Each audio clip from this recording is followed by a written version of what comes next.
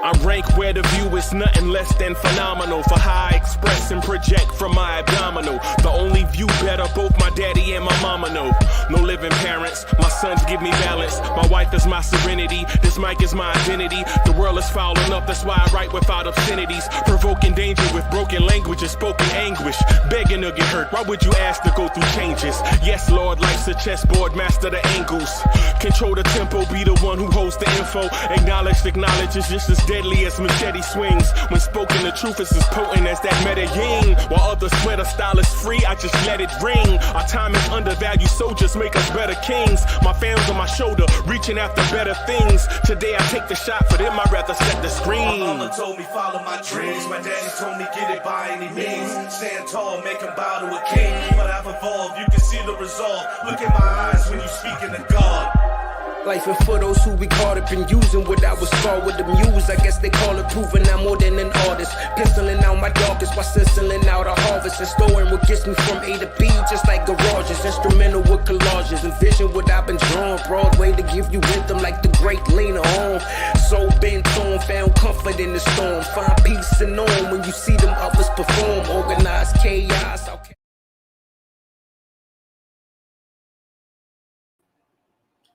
Yo, party people in the place to be. What's good? It's your man, Uncle Freezie. What's happening?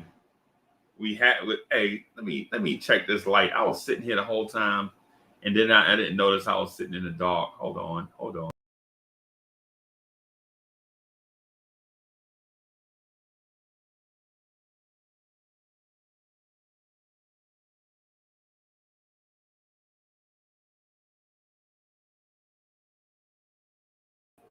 What's good? What's good? That's a lot better, man. That's a lot better.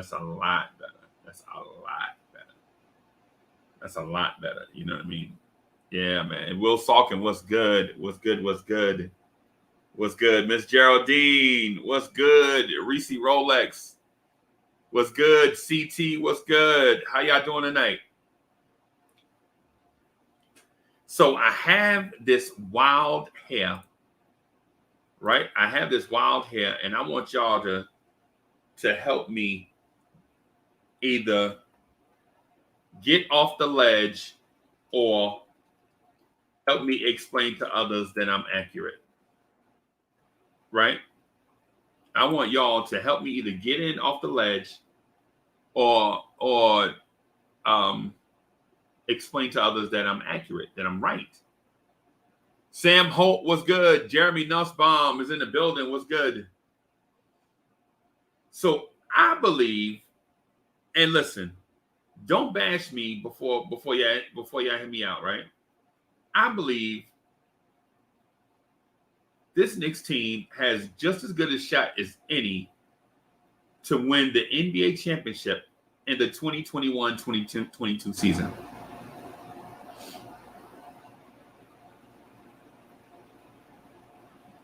Come on, man. Listen, I know what y'all want to say. I know y'all, Uncle Freezie, you crazy. Y'all notice when I sound like a lunatic, I sound country.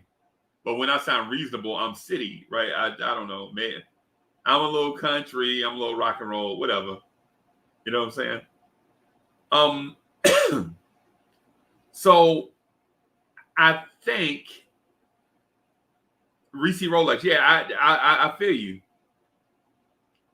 I feel you, right?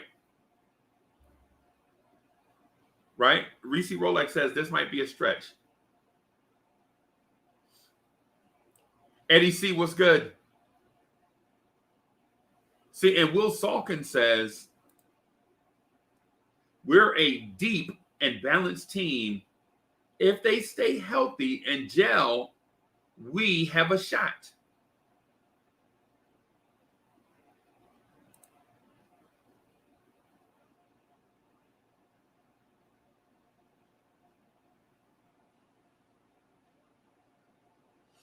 What coach in the NBA is gonna flat out outcoach Tom Thibodeau?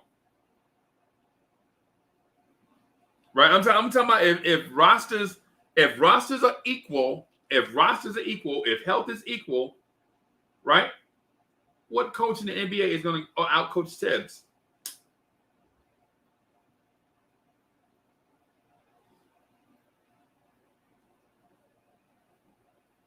Anthony Alvarado, what's good?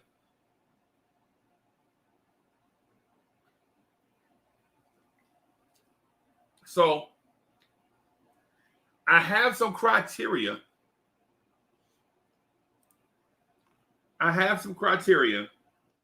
That I'm going to use to make this determination.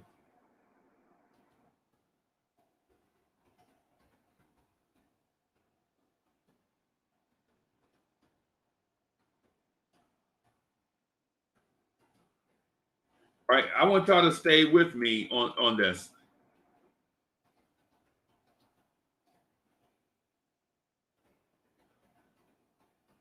Right, I want y'all to stay with me on this. Right, stay focused with me on this. Right, so right now I have seven. Oh, you know what? I should make it 8, 9.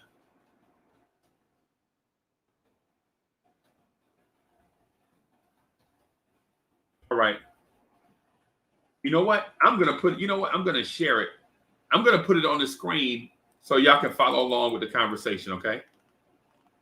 And I know this is too big to put up on the screen. That's too big. How about this? How about I do it that way? So I got it on a Word doc, and I'm gonna share it with y'all, right?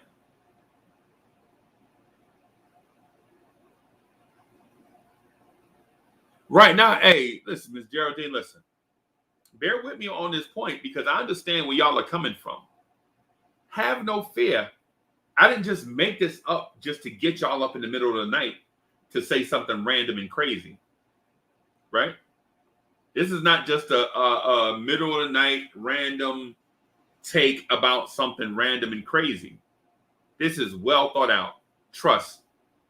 I'm going to share this with y'all. I want y'all to look at it, right? And I'm going to address it a step at a time, right? One point by point. And I want y'all to follow along.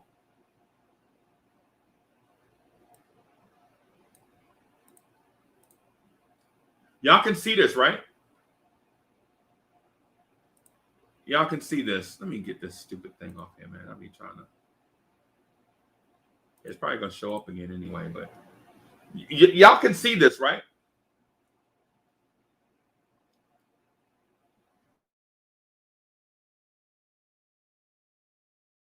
No, let me tell you something. The Knicks better, and the other teams have good hype machines. Right? So these, I think, are the factors that are going to come into play if the Knicks want to make the NBA Finals this season. Right? Coaching, health, the coaching staff in general, not just in-game strategy, but season-long strategy. Not just in-game adjustments, but season adjustments, right? Yeah, feel me on that, right? I don't have to break that down into increments. Y'all understand coaching involves a lot of stuff. Y'all follow me on that, right? Coaching involves a lot of stuff, right?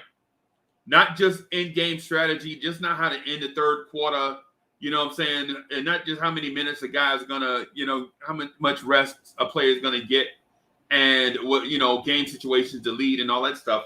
But it's a lot of stuff, right? Health of the players, right?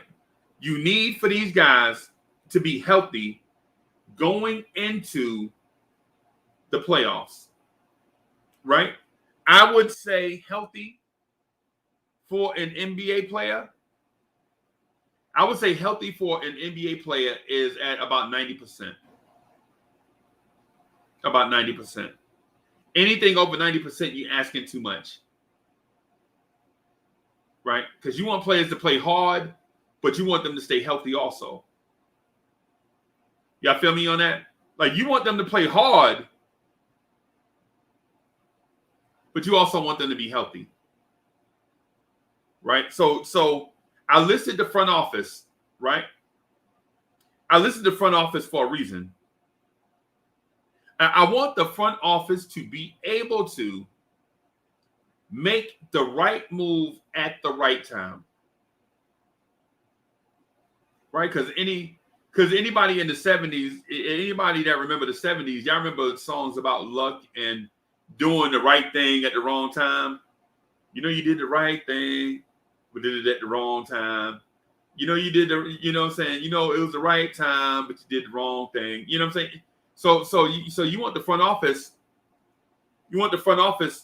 to be able to make that move that helps the roster get better, right? You don't want the front office to make a move to save money at the trade deadline. That's dumb, especially if you're going for it, right? So at the trade deadline, you have to be savvy enough to make a long-term projection. You know, do we need to get a center with an offensive package?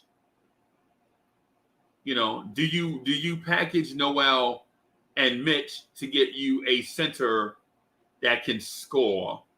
And this is just an example of what I'm talking about. I'm not saying that that's the move that should be done.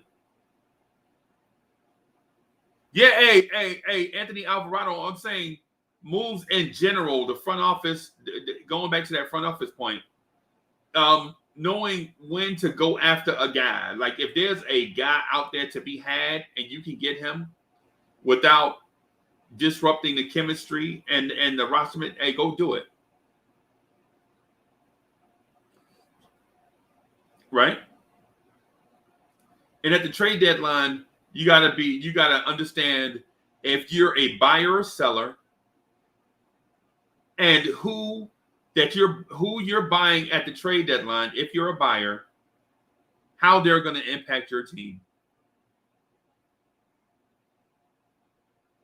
For instance, if our defense is ranked 15 in the NBA, right, and Tibbs wants a top 7 defense.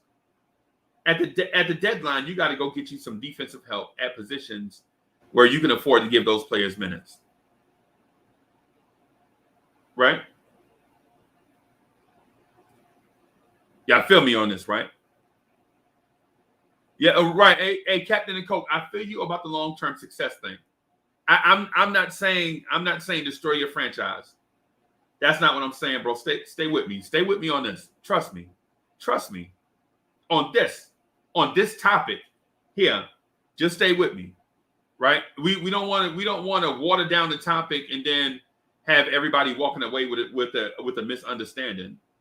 Right? I'm talking about how the Knicks can win a championship this season. Right?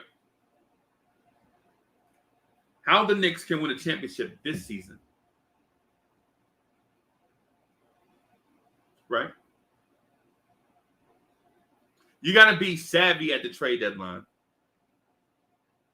For instance, I'll give you an example. If I'm the Knicks and say we're the 5th seed in the East, say the East is shaking out to be Brooklyn,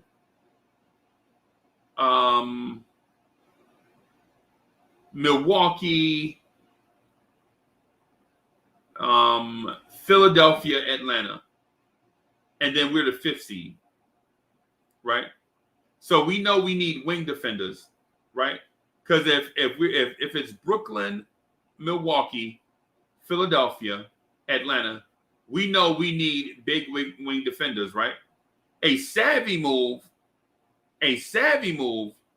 would be to trade a couple of second-round picks to Portland for Robert Covington. To me, that's a savvy move, right? That would be a savvy move.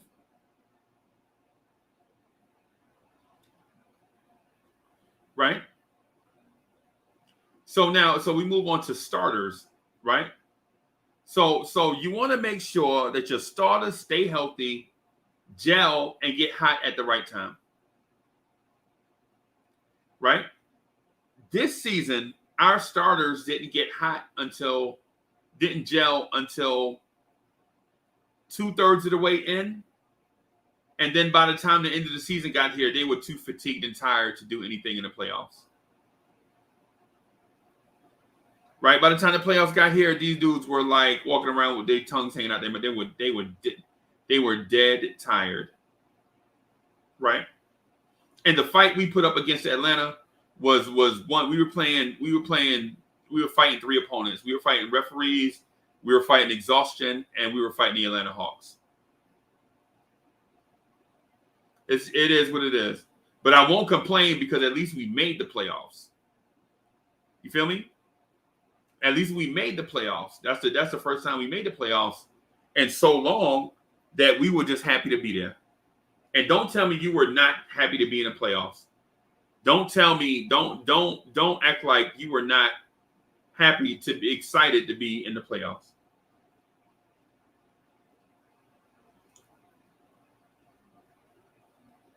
Right? So we have to get the starters firing out of the gate. We can't have another year of playing 2 games under 500 until like game 30 and then catch on and then have to play above our heads for the next 30 games. You know, you play subpar for 30, then you play above your heads for 30, and then by the time game 60, 65 get here, everybody tired in a 72 game season. Y'all feel me on that? Y'all feel me on that, right? Y'all watched the season just like I did. We were all here together. We saw the starters stumble out of the gate, right? We saw them stumble out of the gate, right? They caught fire for about 30 games. I think the Knicks were like 20-10 or something weird like that for like 30 games, knocking off a bunch of teams. And then the last 10 games of the season, it was like dragging a dead body across the finish line because they were exhausted. And listen, I'm not knocking them. I'm giving them kudos. Kudos for them playing hard enough to stay in the playoff picture and earn the 4th seed. Right? So that brings me to rising star. Right? This team has to have 1 to 2 rising stars that are not already on the map. 1 to 2 rising stars that are not already on the map. Right? Don't tell me RJ's a rising star. We know that already. He's on the map. Don't tell me Julius Randle's a rising star. We know that already. He's already on the map. Okay? We need 1 to 2 more rising stars to step up that are not already on the map. Anthony Alvarado, not RJ Barrett. RJ Barrett averaged 18 points a game. Hey, shout out to Chuck Allen too, by the way. And maybe, hey, I'm with you. Possibly Emmanuel Quickly. I'm not going to say which player because I don't have a preference. Right? Right? I'm not going to say which player because I don't have a preference. Right? But what if it's Mitchell Robinson? What if Mitchell Robinson goes from a 9-point a game, 8 rebound guy to a 15 and 12 guy? Right? 15 and 12 with 3 blocks. Would y'all turn that down because you want Quickly? No. No. What if the rising star is Mitchell Robinson? Right? What if the rising stars on this team, I think it might be Quickly, right? I think it might be Quickly, but I'm saying I don't have a preference. I don't have a preference. All I need is 1 to 2 guys that have not contributed in the past to be big-time contributors this year. right? What if Mitchell Robinson goes from 9 points, 8 rebounds to 15 points, 12 rebounds, and is an all NBA defensive person, all NBA defense. That's what he said he wanted to do, right? Y'all saw Mitch's tweet. He said, "I want to be all NBA defense." Well, part of that has to do with ending possessions. You have to rebound defensively.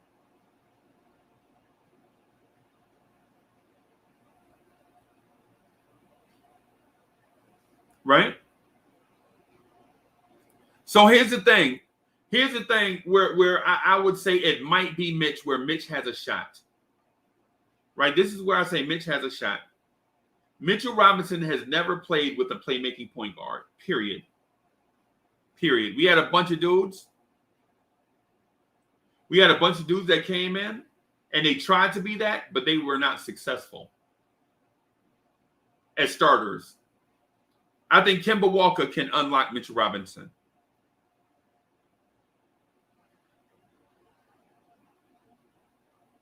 Right? And so I think y'all might be getting where I'm coming from. And this is a long list of stuff that has to go right. But guess what?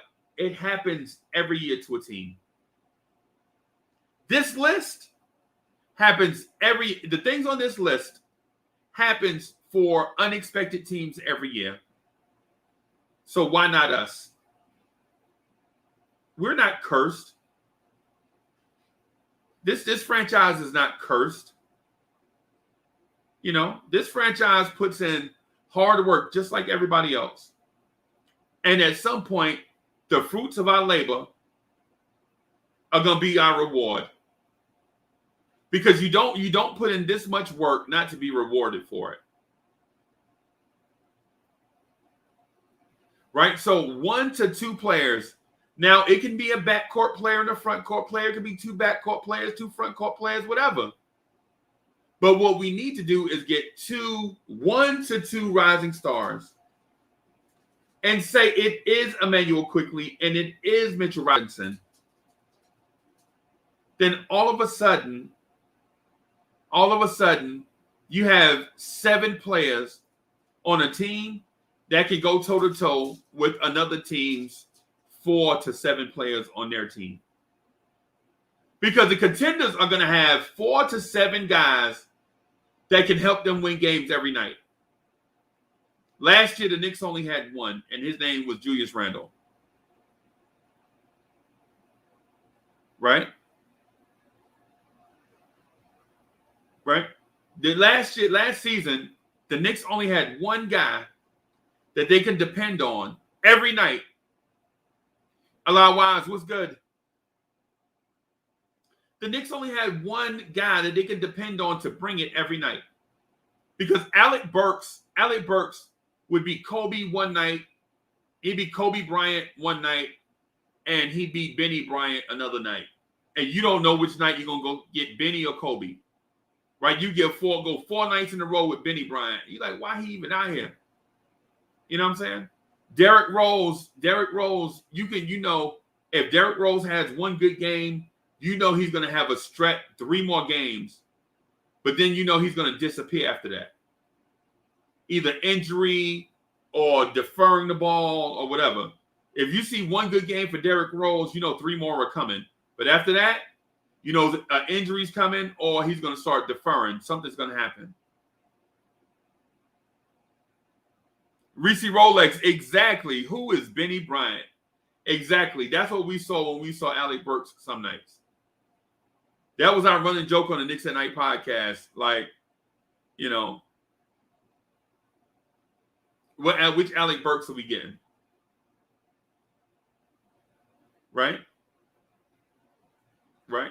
And so the Knicks also need another most improved player. Another guy in the most improved player category. Right? Who is it going to be? Is it going to be Obi Toppin? Is it going to be one of your rising stars? Maybe Emmanuel Quickly goes from 11 points a game to 16 points a game. You know, is that worthy of being most improved? Not really. Not really. Most improved would be Obi Toppin going from 4 points and 2 rebounds to a 12 points and 6 rebounds. How about that? That'll definitely be most improved worthy.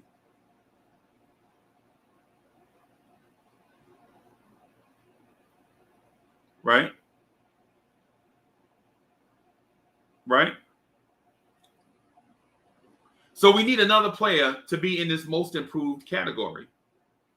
Right? We need somebody to step their game up and be not only the Knicks' most improved player, but potentially the NBA's most improved player. Right? Because at the end of the day, the stats are not the thing that will make you the most improved player. It's the impact on winning that will make you the most improved player. Right? All right. So the next thing is luck. And I know what you're going to say. A lot of y'all are going to say, well, the Knicks don't get luck. Other teams get luck.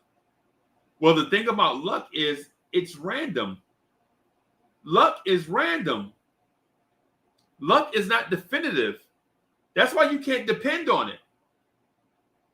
Right? How many of y'all have been with somebody who was like shaking the dice, like, I feel lucky tonight. And the next thing you know, you paying for their meal at the Waffle House. How many people, how many friends and family members you got, like, you went to the casino, they like, man, I feel lucky tonight. And the next thing you know, they like, I don't know why I bought my watch with me. I had to sell it. You know what I'm saying? Luck is random. And I'll tell you who got lucky this year. And if you think luck is not random, the Phoenix Suns. The Phoenix Suns got so lucky this year. The Phoenix Suns got so lucky this year in all their playoff matchups. All the best players got hurt against the Phoenix Suns. Right? Yeah, look back at the playoff brackets. Look back at the playoff brackets. The Phoenix, who the Phoenix Suns play in the first round? The Lakers. The Phoenix Suns played the Lakers in the first round, right? And the Lakers were without a healthy LeBron and with a hurt AD. Right? Right? Anthony Alvarado, you read my mind. The Phoenix Suns, no LeBron, no Jamal Murray, and no Kawhi Leonard. Now tell me that's not luck. Tell me that's not luck. Right? The Phoenix Suns got lucky this year. Right? And I'll tell you what else. Tell you what else. Teams got lucky this year. Teams got lucky this year when they faced us. The Atlanta Hawks. Man, look. The Atlanta Hawks got lucky they beat us, and they got lucky they caught us in the first round. Right? They caught us in the first round with hey, G-Man for life. What's good? The Phoenix Suns got lucky. The Atlanta Hawks got lucky that all of our big men were banged up.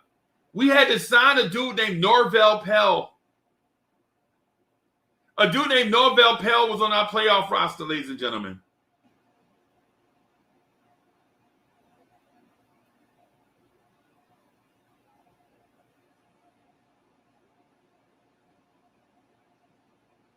Right. Hey, Miss Geraldine, right on point.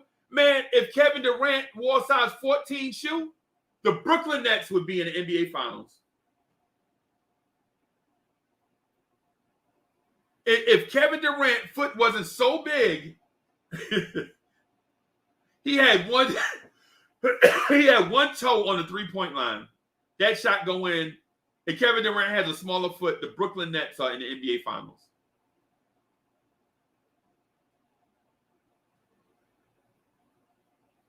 Right. Teams, listen, playoff teams get lucky. Don't be fooled by this. Don't think your Knicks are that bad off. Because even I'm talking about 35, 40 people, right? And even y'all know, y'all will take y'all chances on this roster 1 through 13 versus anybody in the NBA's 1 through 13. And if there's a liar in the building, get out of here.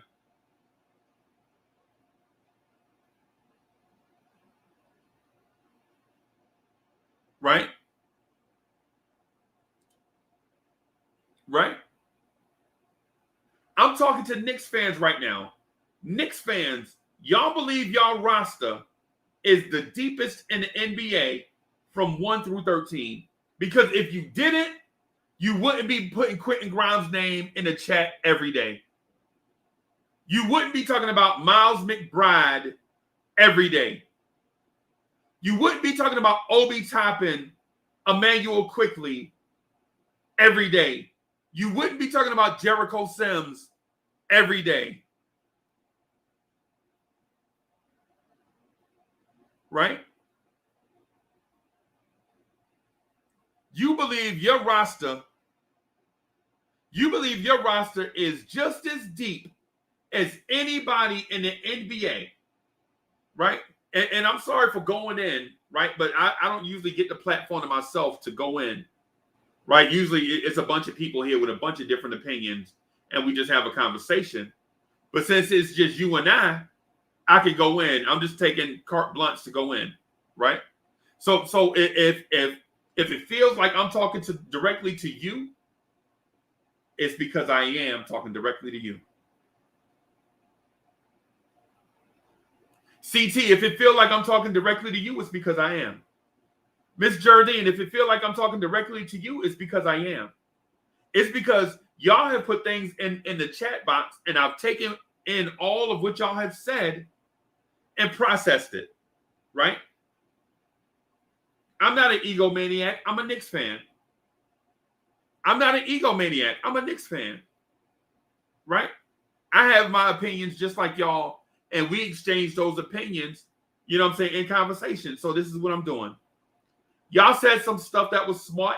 I took it in and kept it to myself. And I was like, if I ever get the chance to have it to myself, I'm going to talk directly to them based off what they told me. Right? Right? So if y'all feel like I'm talking directly to you, it's because I am. It's like a connection or something, or whatever them people be saying out there. So do y'all believe? So now that I said it, now that I spoke it, now that I said it out loud, do y'all feel me that this team is as deep as any team in the NBA? Or do y'all feel like this is hyperbole? I don't believe it's hyperbole. I believe this team, 1 through 13, is just as deep as any team in the NBA. And it's because y'all convinced me of that. Or helped convince me of that. I was probably leaning that way, and y'all nudged me, like telling me, Uncle Freezie, don't be scared. Open up your mind to this Grimes kid. Open up your mind to this McBride kid. You know what I'm saying? Open up your mind to this Jericho Sims kid. You know what I'm saying? Don't just fall in love with Obi and Quickly. Don't fall in love with just last year's rookies. We have some more rookies too. That's what y'all have been telling me for like the last 2 or 3 weeks.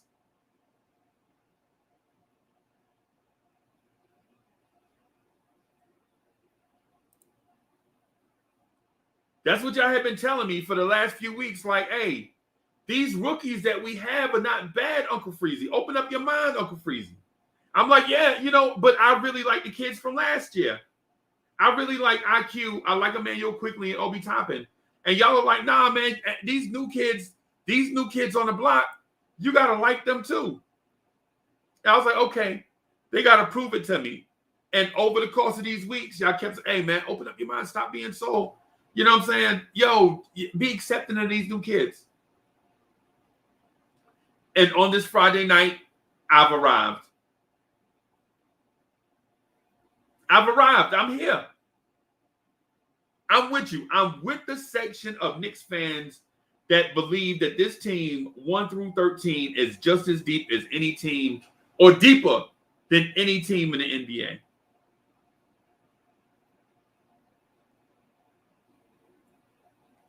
Right? Yo, y'all throwing out the name Mobb Deep. I love it. I love it. Hey, CT, you're a king for that.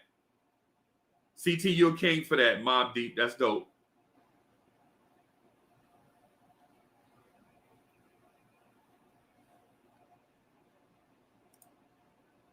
So Jamie Peralta wants me to say you a Grimes fan, LOL. Now, I'm a Grimes fan. That's easy. That's easy. He started off slow, and I was like, I don't know. But it's like trying new stuff.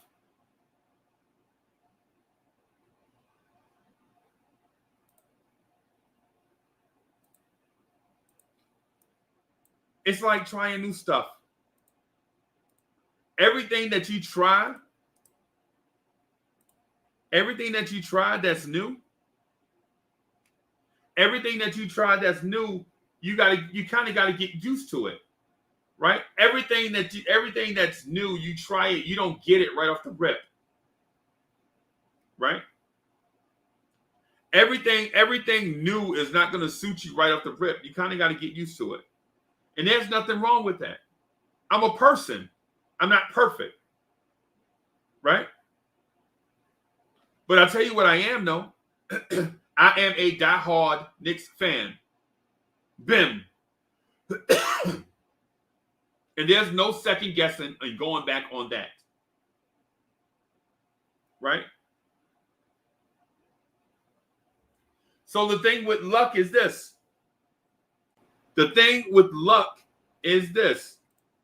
Everybody gets their round of luck, but they don't get it all the time. G-Man for life was good. Hey, what's going on? What's cracking? What's popping? Welcome to everyone that's viewing right now. You know what I'm saying? I need for y'all to again, in Uncle Freezie's voice, beat that like button up. Beat it up. Right. Do what you do. You know what I'm saying?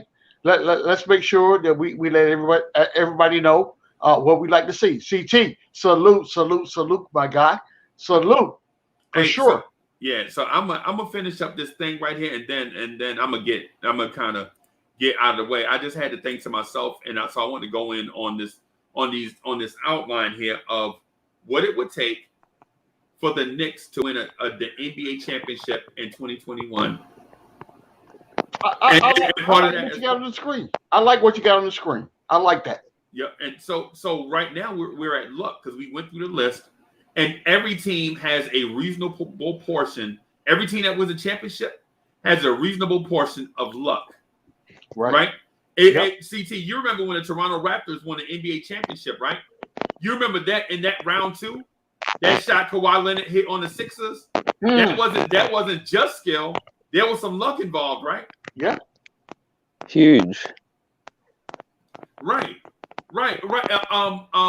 When Toronto played Golden State in the finals, Klay Thompson going down with injury, Kevin Durant going down with injury is luck for them and misfortune for Golden State. Yep. Facts. Right. Facts. Not saying Toronto wouldn't have won anyway, but we believe that the journey would have been harder for them if Golden State was healthy. Yeah. What about Miami in the bubble? Was that luck? Yes. Look at them a year later. Yeah. All facts. They brought back everybody, and a year later, they look like half the team they were the year before. Yeah. Right?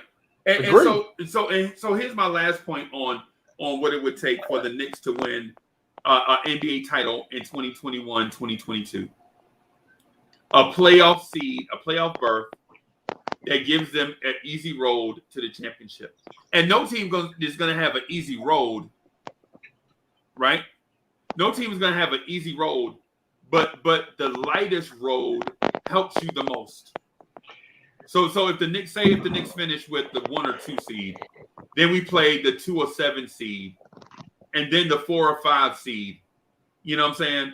But if you're the 4 seed, you always got to play up seeds instead of playing down seeds. You know what I'm saying? That at the end of the day, Freezie, I think it goes back to what you just mentioned, right? Everything before you get the playoff berth, everything that you mentioned before is irrelevant. You know what I'm saying? How healthy is the team that we're playing against?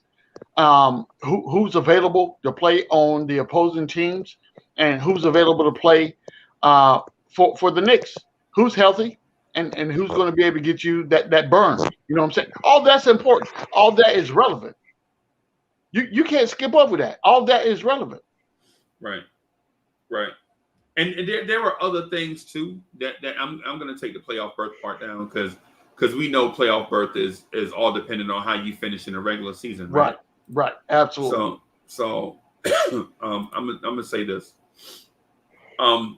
I think the Knicks have just as good of a shot as any to be in contention for the NBA championship this season. And what people are going to say is, Uncle Freezie, that's a stretch. We don't have Giannis. We don't have Kevin Durant. You know what I'm saying? We don't have Joel Embiid. Well, guess what? Giannis won the championship last year. Kevin Durant didn't. Right. Joel Embiid didn't. Facts. You know what I'm saying? So a team with Kevin Durant didn't win the championship. A team with Joel Embiid did not win the championship.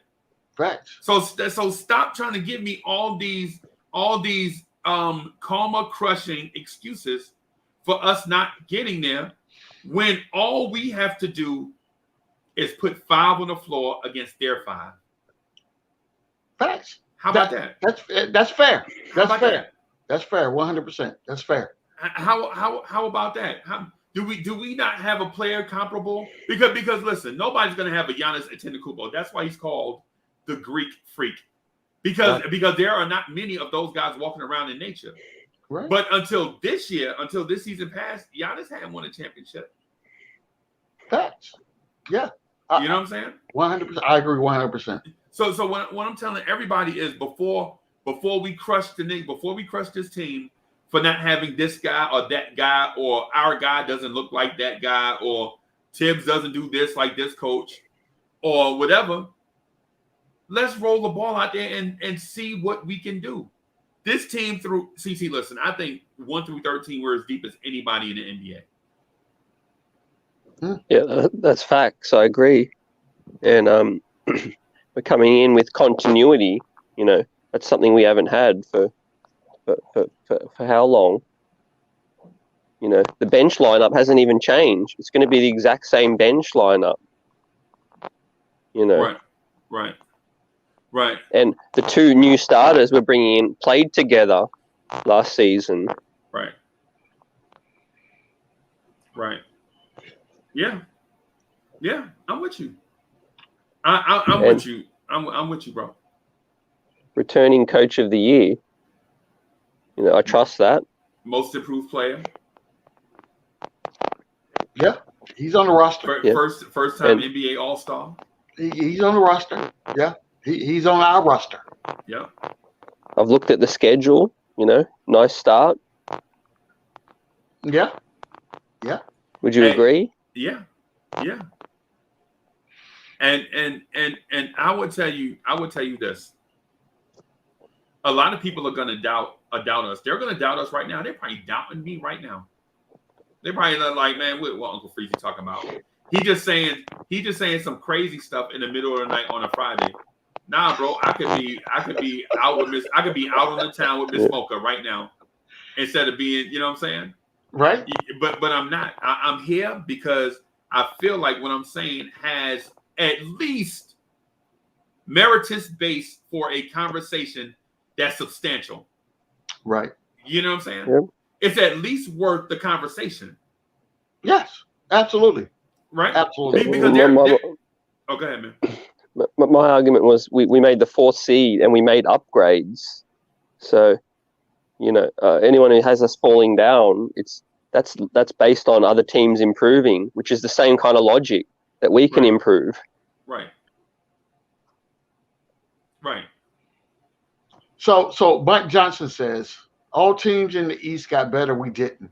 We just traded defense for offense, and when you don't get better, you get worse.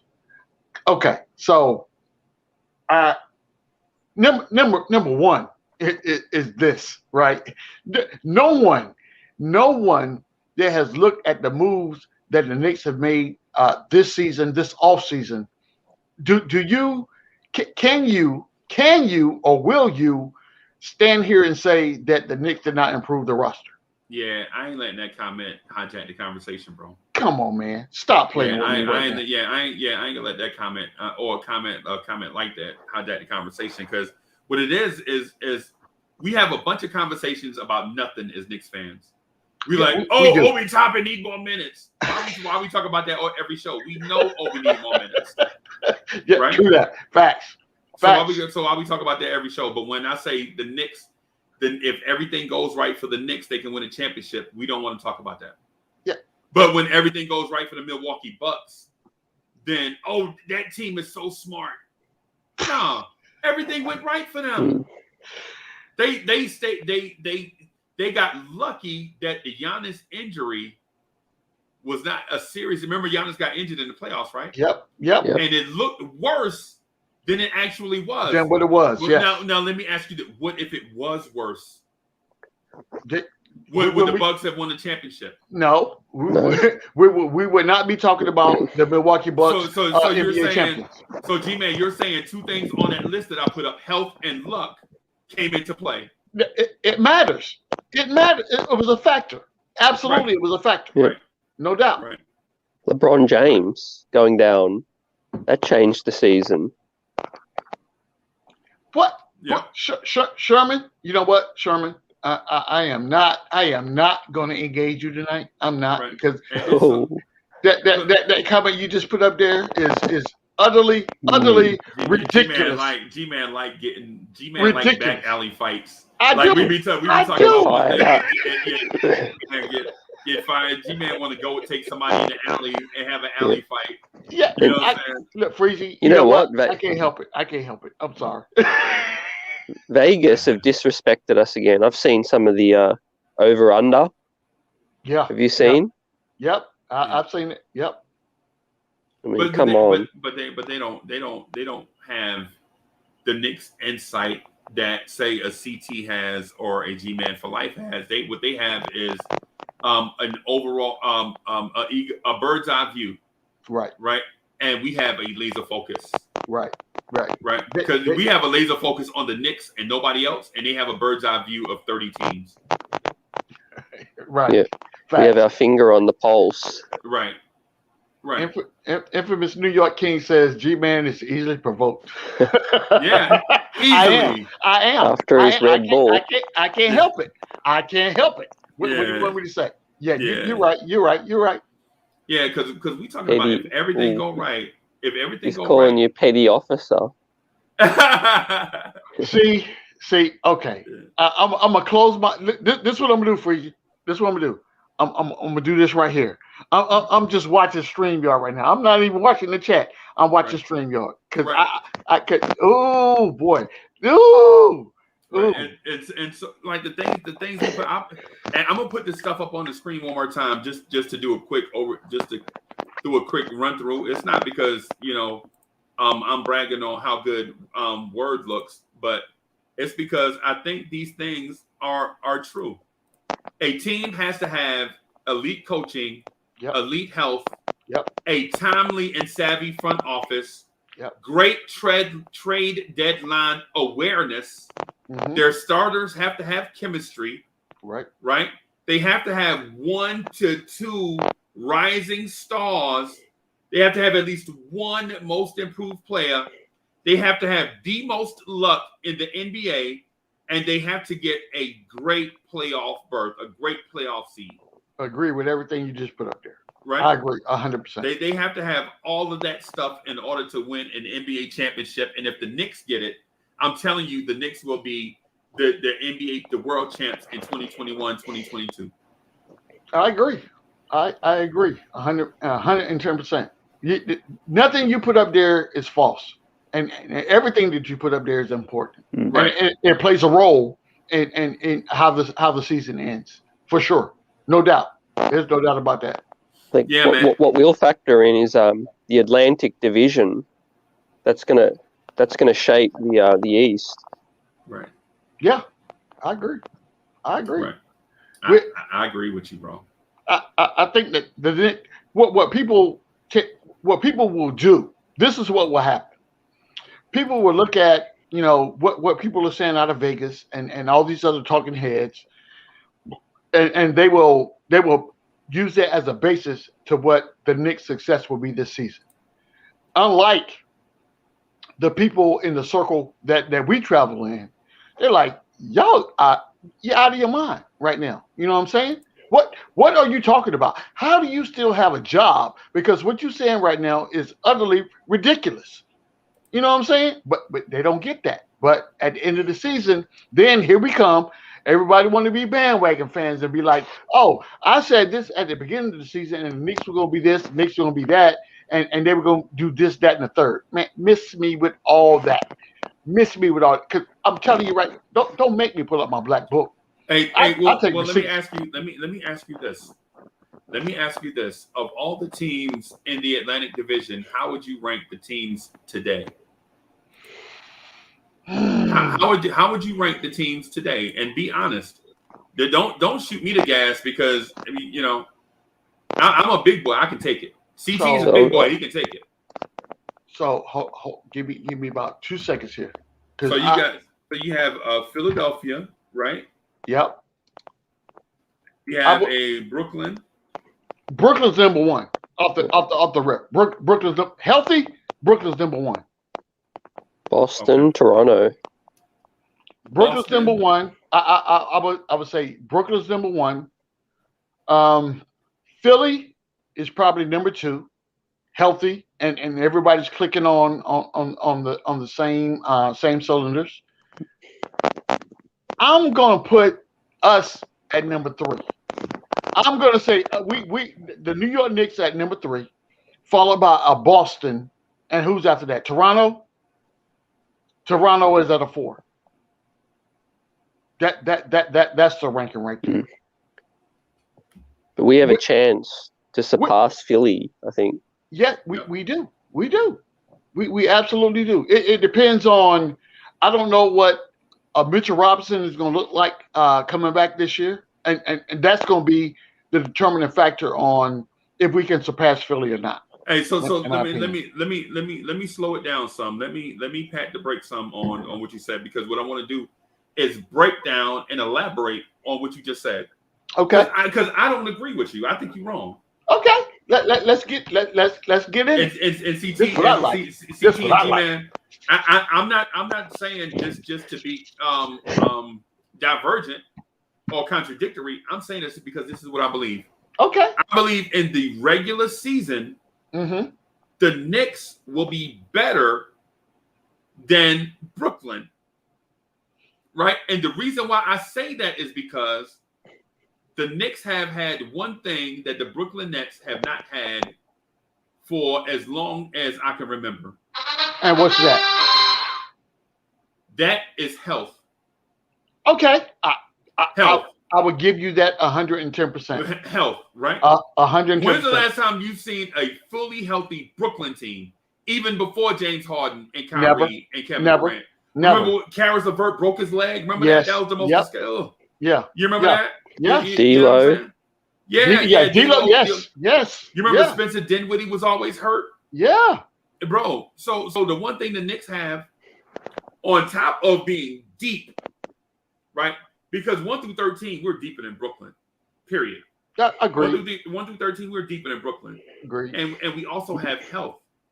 So this is why I push back, Freezie. This is why I push back. But let me finish, because I'm pushing back. Let me finish first. Okay, go ahead. Let me finish, because you know what I'm saying. I'll let you name your list, and I just want to let you know where I stand on it, and then we'll let CT go, and then we'll just keep the round robin going. Do your thing. Do your thing. Right. Let's Not rock. that CT's got to go last. It's just I wanted to jump in right here though. Let's rock. Right. Let's rock. Okay. Hey, so the thing that the Knicks also have is rising stars and up and coming players over Brooklyn. With Brooklyn, you already know what you have. You know what you have already in Brooklyn. You have a second-year head coach in Steve Nash, who I believe is not a better coach than Tom Thibodeau. Now, people will disagree. People will say, no, I think Steve Nash is better than Thibodeau. Right? I don't agree. I take the two-time NBA Coach of the Year over a second-year NBA head coach. Right? Okay. Yeah. What I also want to point out is the environment that the Knicks play in. If you've ever been to Barclays Center, it's a fantastic place, bro. Modern, state-of-the-art is fantastic. Hold on. Like you said the Barclays Center. You mean Madison Square Garden? No, listen, G-Man. Listen to me. Barclays Center is a fantastic place to be. It's a fantastic venue. Right? I'm sure you can get wine and cheese and eat your caviar and the limousines out front and all that stuff. But when you go across town, bro, when you go to Madison Square Garden, it's hot dogs and beer, dog. Fans lose their mind, bro. Cats are in the middle of the night right now wearing Knicks stuff. You don't see Brooklyn Nets fans nowhere wearing Brooklyn Nets stuff in the middle. CT got a Knicks hat on halfway around the world for me. You feel me? And so atmosphere and environment means something. And it's something to be said about a team that has been getting punched in the face for a long time. If you got fight in you and you constantly losing and you never giving up the fight, one day Steve Rogers is going to turn into Captain America, and everybody that was beating up Steve Rogers in the alley going to start getting their butts cut. You know what I'm saying? You know what I'm saying? Y'all been beating up on Steve Rogers for a long time, but when Captain America show up, it's not the same Steve Rogers, bro. Oh my God. I'm just saying. You remember how Elmer Fudd used to be chasing Bugs Bunny, and one time he tripped and fell down, and the gun fell on the ground, and Bugs Bunny picked it up. You know what Bugs Bunny said? It ain't no funny when the rabbit got a gun. It ain't no fun when the rabbit got the gun. And it's the same. I'm using the same argument for Philadelphia. Oh, Philadelphia owned us these last several years, but because Facts. we were down and trying to find ourselves. Yeah. But one day, it's like, you remember those milk commercials? I might be a pimple-faced kid right now with braces, but I'm drinking milk. And one day, I'm gonna be somebody, and it wound up being Cameron Diaz. You know what I'm saying? Oh my God! I'm just saying, CT. Go ahead, CT. I'm sorry, I didn't take over. No, man. I think I was saying for weeks now. I think Philly's really the unknown because Joel Embiid just got paid. Is he going to come back hungry? He's got the knee issues. Ben Simmons, I don't think he's coming back. What Doc Rivers said in that press conference that just sealed the deal, and he's not answering anyone's call. So what we can say is that there'll be a new roster. With Simmons, I don't think he's reporting to training camp. So I think there'll be a whole new team. Yeah, they might make an upgrade, but they're going to take some time to figure that out. And I think at worst, our roster is on par. And I think the continuity factor will kick us over the top. Right. And, I can see if Brooklyn's not healthy, I can see us leading the Atlantic for parts of the season. I think that's in play. Mm-hmm. I think we're better than Boston and we're better than Toronto. Right. Hands down. So, and when I said it's a big factor, I think it plays in the seeding, if I'm correct. Where you sort of fall in your division can help you over the top, in the seeding. Mm-hmm. Right. Right. And I know I sound like a hype man too, man, talking about this, man. My bad, G man. You can go ahead, man.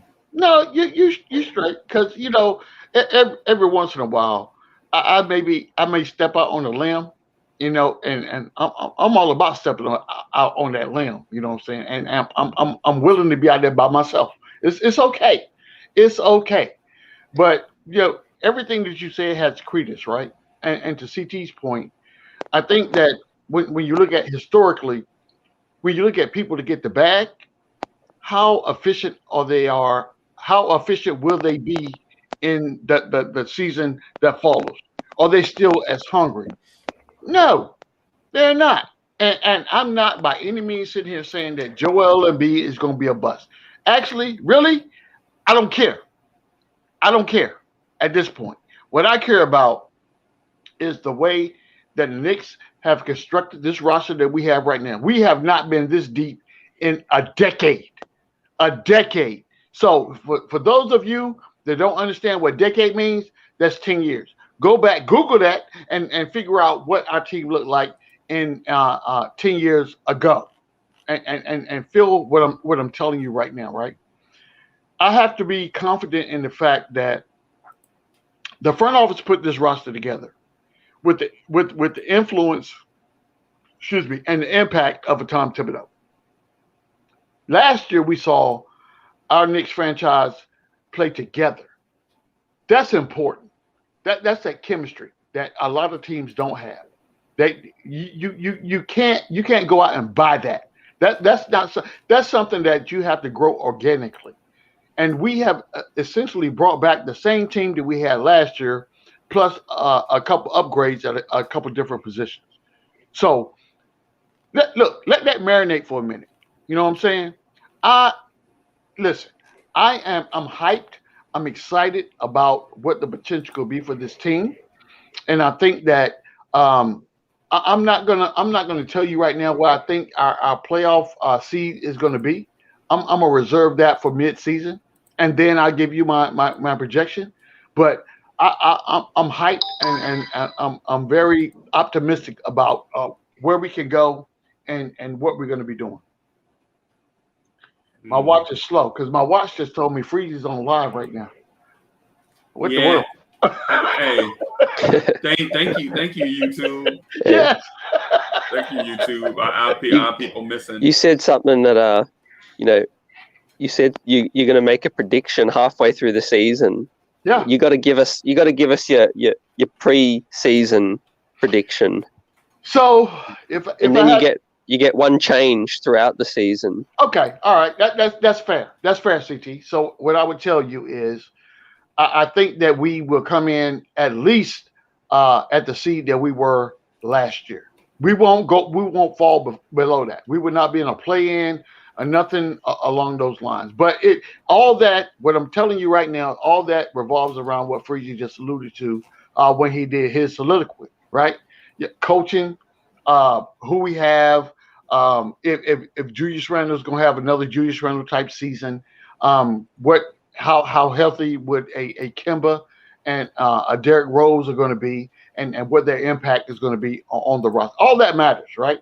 So I got to see how that pans out, and lo and behold, let's not negate the fact that we saw some encouraging things in the summer league. So if these guys can take that performance and that translates into training camp, and they go into the gym and they giving these guys fits and I wish I could be a fly on the wall to watch practice. Oh my goodness. Because I believe these guys coming in here and they want to make a name for themselves. And if that translates to the regular season, then Tibbs is going to have to figure out how to get these young guys burned. And that's a great problem to have. That's all I'm saying. I can already see Jericho Sims giving Nerlens Noel fits. Yes. Yeah. Yes. Yes. Because he's just as athletic, maybe more, but bigger and stronger. Yes. Man, look. Doesn't mean he's a better player. No. Because you have the physical tools, right. But it does mean he'll be something to deal with. Yeah. I mean, you look, I said this before, right? And then I was someplace else a little bit ago, and people were coming for my throat when I said what I said. They was like, "What are you talking about? Are you insane? Are you insane?" And this when I said when I was coming in hot, I'm just gonna go ahead and say it, Freezie. You know what? It's that kind of night for me right now. I'm gonna go ahead and say it. I'm gonna tell you right now, the dude right now on our roster that should not be so confident in his position or his seating on the team that he didn't have to worry. That's one, Mr. O Canada, RJ Barrett. So yeah, I'm man. telling you, So, that's what it is. Oh well, I'm gonna say this though. In the Atlantic Division, what we were talking about, bro. What I'm gonna say is this. I would say I see what you were talking about, right? But I'm gonna say the Knicks are number 1. Okay. In the Atlantic Division. Okay. Right. I'm gonna say Brooklyn is number 2. Okay. Philly is number 3. Boston is number 4, and Toronto is number 5. Okay. And the reason why I say that is because I don't think Brooklyn is a regular season team. Brooklyn is a team that all they want to do is make the playoffs healthy. Right? They're gonna beat teams to primetime games. They're gonna try to look good and all that stuff. Like when they play the Lakers, they're gonna try to look good. You know what I'm saying? When they play the Sixers, they're gonna try to beat their brains out, but they ain't gonna be pedal to the metal till about game 70, and then they're gonna try to develop chemistry at the end of the season so they can take it into the playoffs. Because their thing is they knew the reason why they're not champs is because James Harden was hurt and Kyrie Irving was hurt. Right. Yep. And so their thing is not to be the regular season champ. They don't care if they the 1, 2, or 3 seed, but the Knicks have to be the 1, 2, or 3 seed in order for their destiny to be fulfilled. Brooklyn don't care because Brooklyn is like, we can beat anybody on any night, in any setting, on any floor, in any scenario. That's Brooklyn. That's Brooklyn's MO.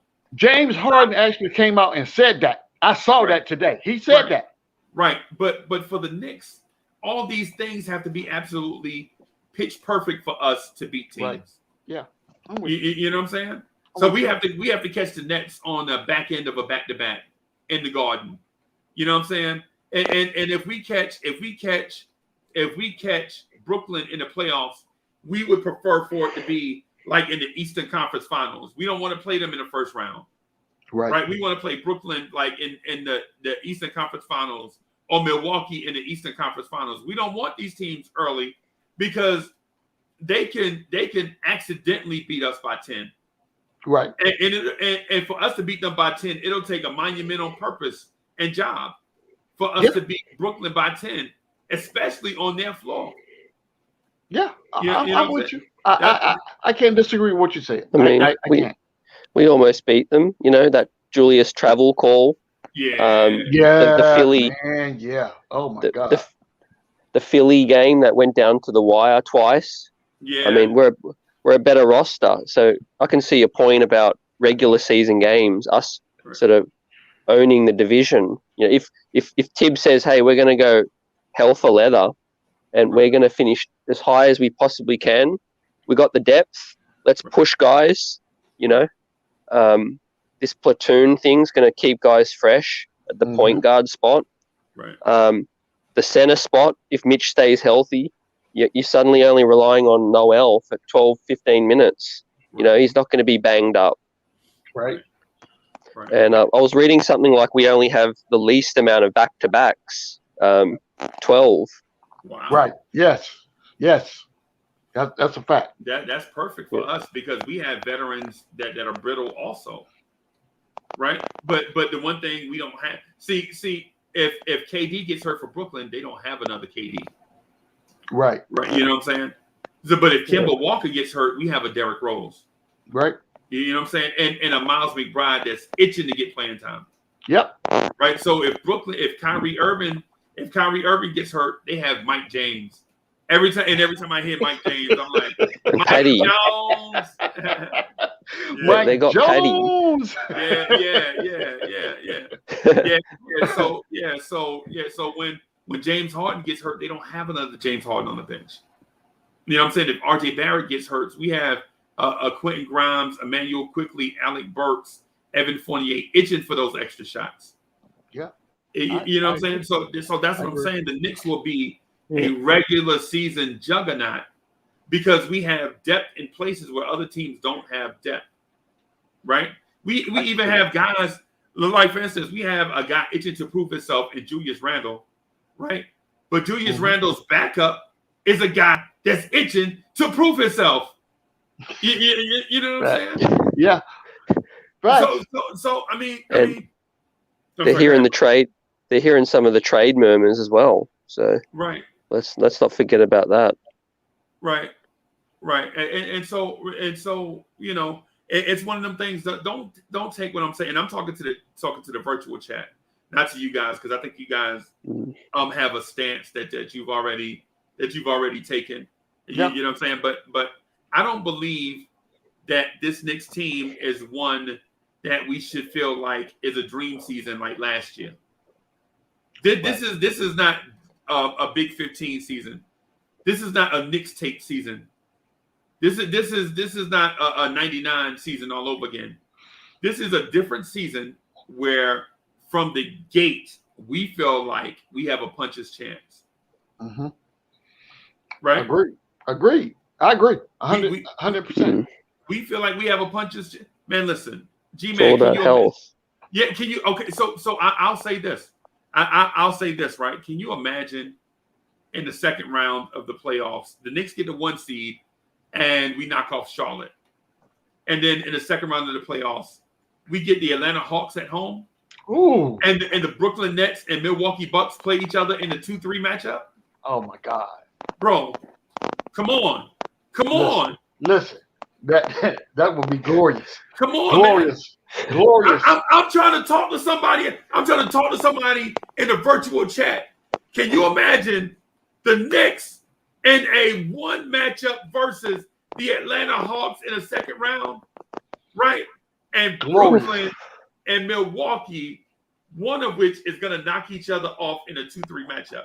That's it. That's it. That's a wrap. So all we got to do is get the vengeance that's ours against Atlanta, and we are in the Eastern Conference Finals against Milwaukee or Brooklyn.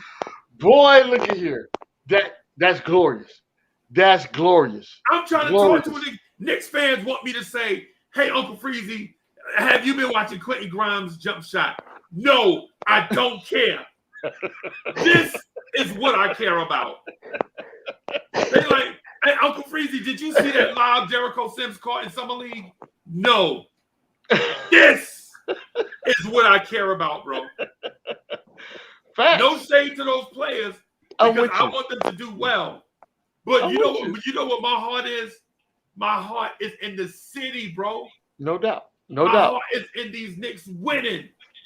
Like no doubt. Every teams. Yeah, it's ACT. Listen, man, I ain't gonna lie to you. So I do live streams probably too much, once a day at least.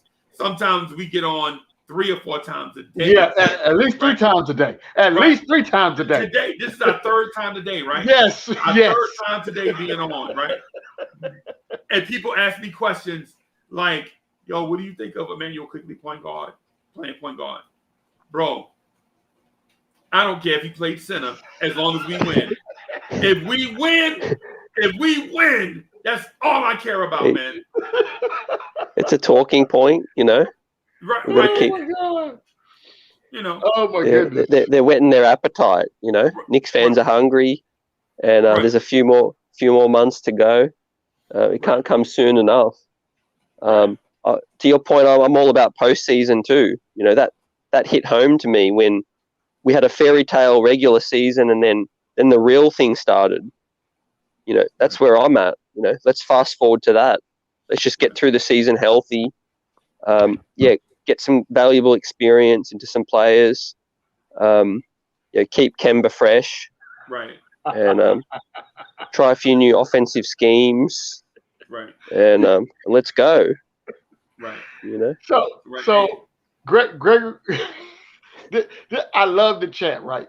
Gregory Castillo says, clip this for Freezie, G-Man's Army invitation for Freezie.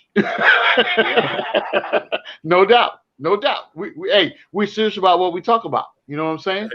Mean what you say and say what you mean. Yeah. So, and I know sometimes the chat want to drag us back into these back alley, fights and get us off the topic, man. But listen, what I'm talking about is this. Nobody in the NBA's universe respects the Knicks even after a season in which we had the coach of the year, the most improved player, NBA All-Star, and a playoff berth. Yeah. All these things together. An all-rookie second team. Right. They think it's a fluke. Right. We had all these things happen to us in Vegas. Like, nah, they ain't even going 500 this year. They think it's a fluke. They think last year was a fluke. G-Man, we had the coach of the year. Yep. Almost had executive of the year. Almost, yep. Right. You right. And the most improved player. Yep. NBA All-Star. Yep. Right. All these things, right? And they like, yeah, I see that. I see y'all signed Kemba and Evan Fournier. I see y'all drafted some decent rookies. But nah, y'all ain't even gonna win as many games as y'all won last year with Reggie Bullock. Yes. Y'all won 41 games last year with Reggie Bullock and Elfrid Payton. This year, y'all not even gonna win that many. Yeah. It's all good. Let them sleep, Let them sleep. Right. I'm asking David Parker. David Parker, how in the world can you feel respected by an organization that says, and I'm talking about Vegas, that says, I see all the improvements that you made, right? I seen how good a job Tibbs did. I saw the improvement of R.J. Barrett and Julius Randle, and I see y'all got rid of the anchors that weighed y'all down last year. Mm-hmm. But this year, y'all not going to be as good as y'all was last year. Stop playing. And they still put Boston ahead of us, and all they did was bring Schroeder in. Bro. And Horford. Stop. Look, at some point, somebody got to stand up and tell these people that have these platforms out there to where they get this multimedia coverage, and they can just come out of their mouth and say ridiculous crap. You know what I'm saying? Look, sit down, be quiet, be seen, like my grandmama used to say, be seen and not heard. You know what I'm saying? Because what you're talking about right now is ludicrous. You are talking out of the side of your face right now. G-Man, because they told you, they put it out there. They said you are not going to be as good as you were last year with Elfrid Payton and Reggie Bullock. You know what I'm saying? It's on paper. Listen, when you say that, say that one more time. Say that one more time, Freezie. G-Man, one more time. I'm telling you, Las Vegas said that your team is not going to be better than they were last year after you made all these improvements and you cut dead weight. I'm telling you right now. Number one, the first thing I'm gonna do, I'm gonna block you from any type of social media I have you on. I'm blocking you because you sounding ridiculous to me right now. That makes absolutely positively no sense, none whatsoever. And I promise you, the same people that said that out of their mouth, if they had to place a bet and they're betting on the Knicks or against the Knicks, they're gonna bet on the Knicks. I'm telling you, listen, you say what you got to say to get your check or get your ratings or whatever it is that you're doing. If you want to be controversial, I don't care. I don't care about none of that. All that's irrelevant for me, right? I know where we are right now versus where we were last year. And where we are right now, we are 110% better at every position than we were last year, even though we brought back the majority of the team. In some positions, we're 3 deep. Yes. And when was the last time that happened? I feel you. I feel you. At some positions, we are 3 deep, right? At shooting guard, small forward, we are 3. We're 5. So you have Fournier, RJ, Burks, Grimes, whoever else. I can't even remember right off the top of my head. Look, Vildozer's not even a factor anymore. No, he's not. He's not. You remember and Dwayne Bacon. Yeah, and Dwayne, yeah. And before this season ended and we signed Vildoza, Knicks fans were saying that Vildoza might be the starting point guard this season, remember? Yeah, I was carrying that banner as well. I was like, okay, but Vildoza could potentially be, depending on what goes on. But you know what? Things change, and we saw Summer League. We saw a McBride come in, and he's upset because he felt like he should have went in the draft way earlier than what he did. Right. So I like that. I like that energy. I just need for him to be able to put that in a way that's going to be productive for the Knicks, right? And I think he will.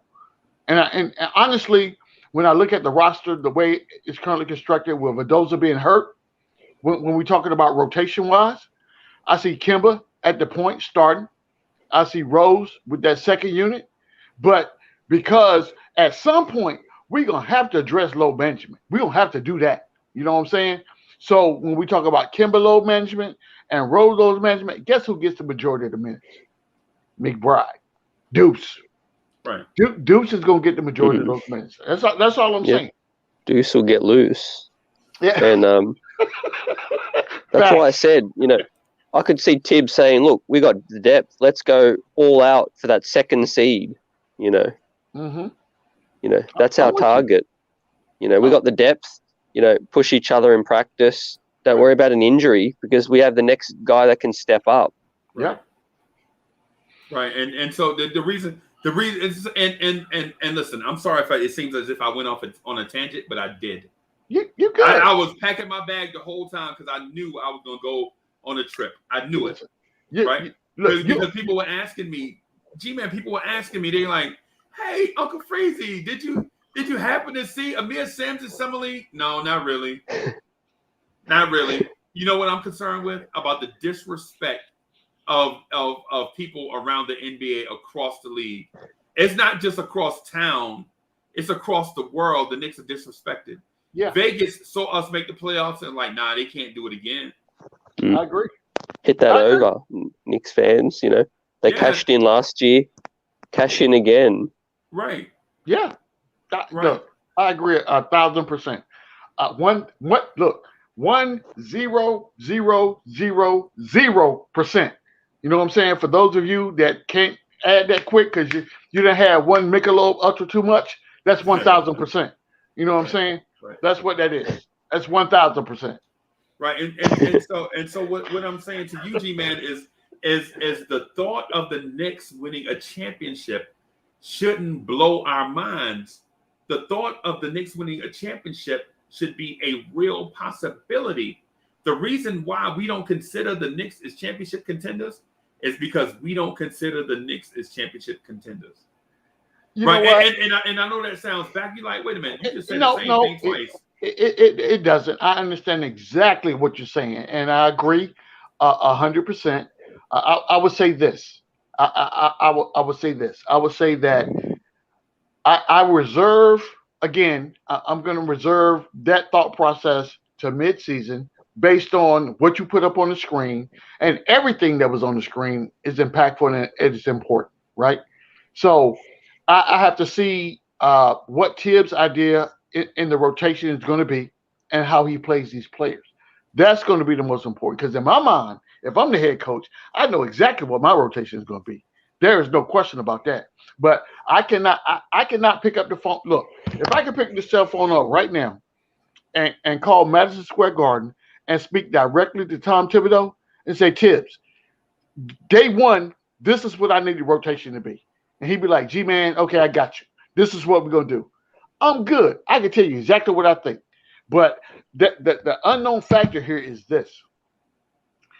Last year, it took Tibbs up until probably the last 5 games of the season before he decided to make any type of adjustment with the roster. Any. You know what I'm saying?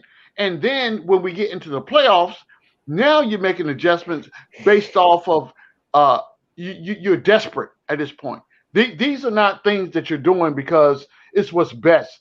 It seemed to me like it was done out of sheer desperation. Like, hey, I need to do this right here in hopes that we can, get over this hump.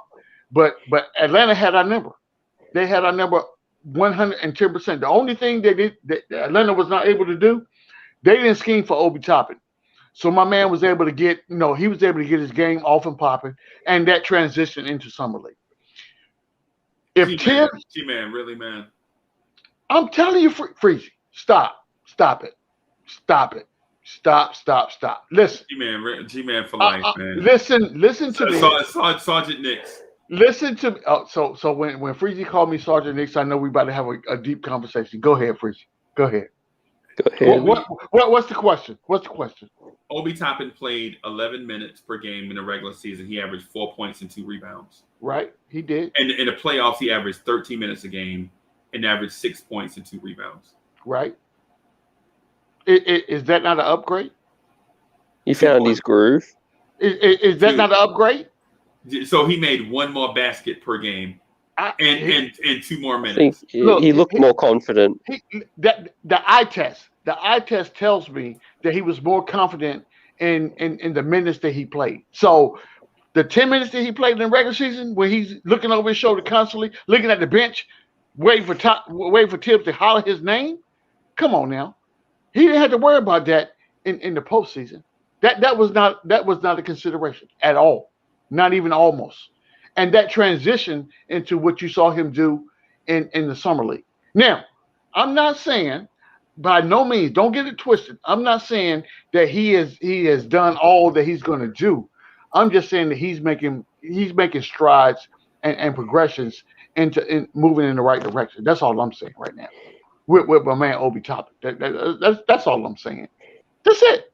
I'm saying you just wanted to throw Obi in this conversation. You're talking to the number one Obi fan. I did. Yes, I did. I just think you want to throw Obi in the conversation, bro. I ain't gonna lie. I did. Because if Obi had a 30-point, 15 rebound game and he helped extend the series, then I'd have been like, yeah, I'm with you, dog. But Obi's high was 13 points in the playoffs. I tell you where I like Obi. I like him at 5. He looks real nice. Yeah. Playing 5. Get up and down quickly, different look. He's got that long wingspan. Yeah. Can block the rim. Mm-hmm. Can shoot the 3. That's what I like the most about Summer League. He pulls up off the trail, pops the 3 now. Yeah. And if he can hit the corner 3 at a good rate, that's where he sees more minutes. Right. I can think Obi's going to get to around 15 to 18 minutes guaranteed. I hope so. Yeah, I hope so. Probably. I hope so. But they won't all be at power forward though. I think he's gonna get though. He'll probably get like 8 minutes at power forward because Julius is gonna play about 35, 40 minutes. You know what I'm saying? And whatever is left, Obi will get those, and then he'll play some minutes at the 3 and 5. I think. You know what I'm saying? And certain, not every night. You know what I'm saying? It depends. It'll be matchup specific. So, but to this Knicks winning the championship thing though.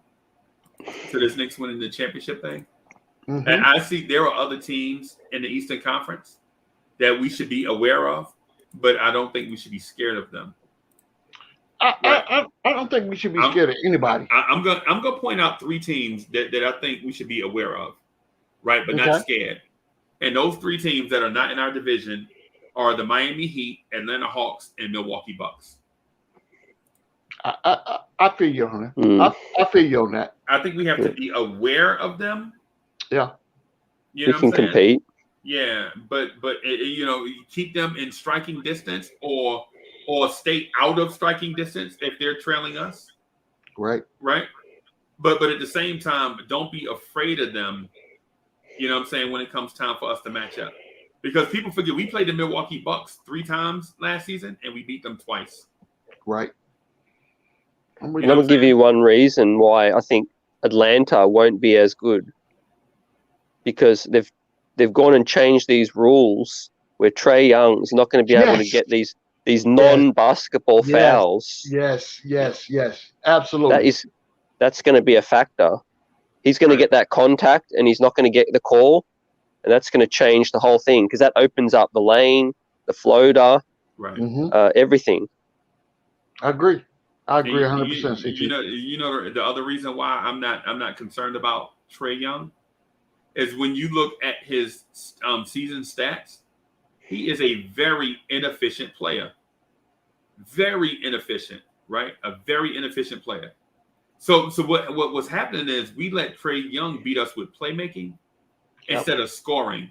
And what we should have did is let Trae Young beat us with scoring instead of playmaking. Yeah. Right? That makes sense. That makes sense.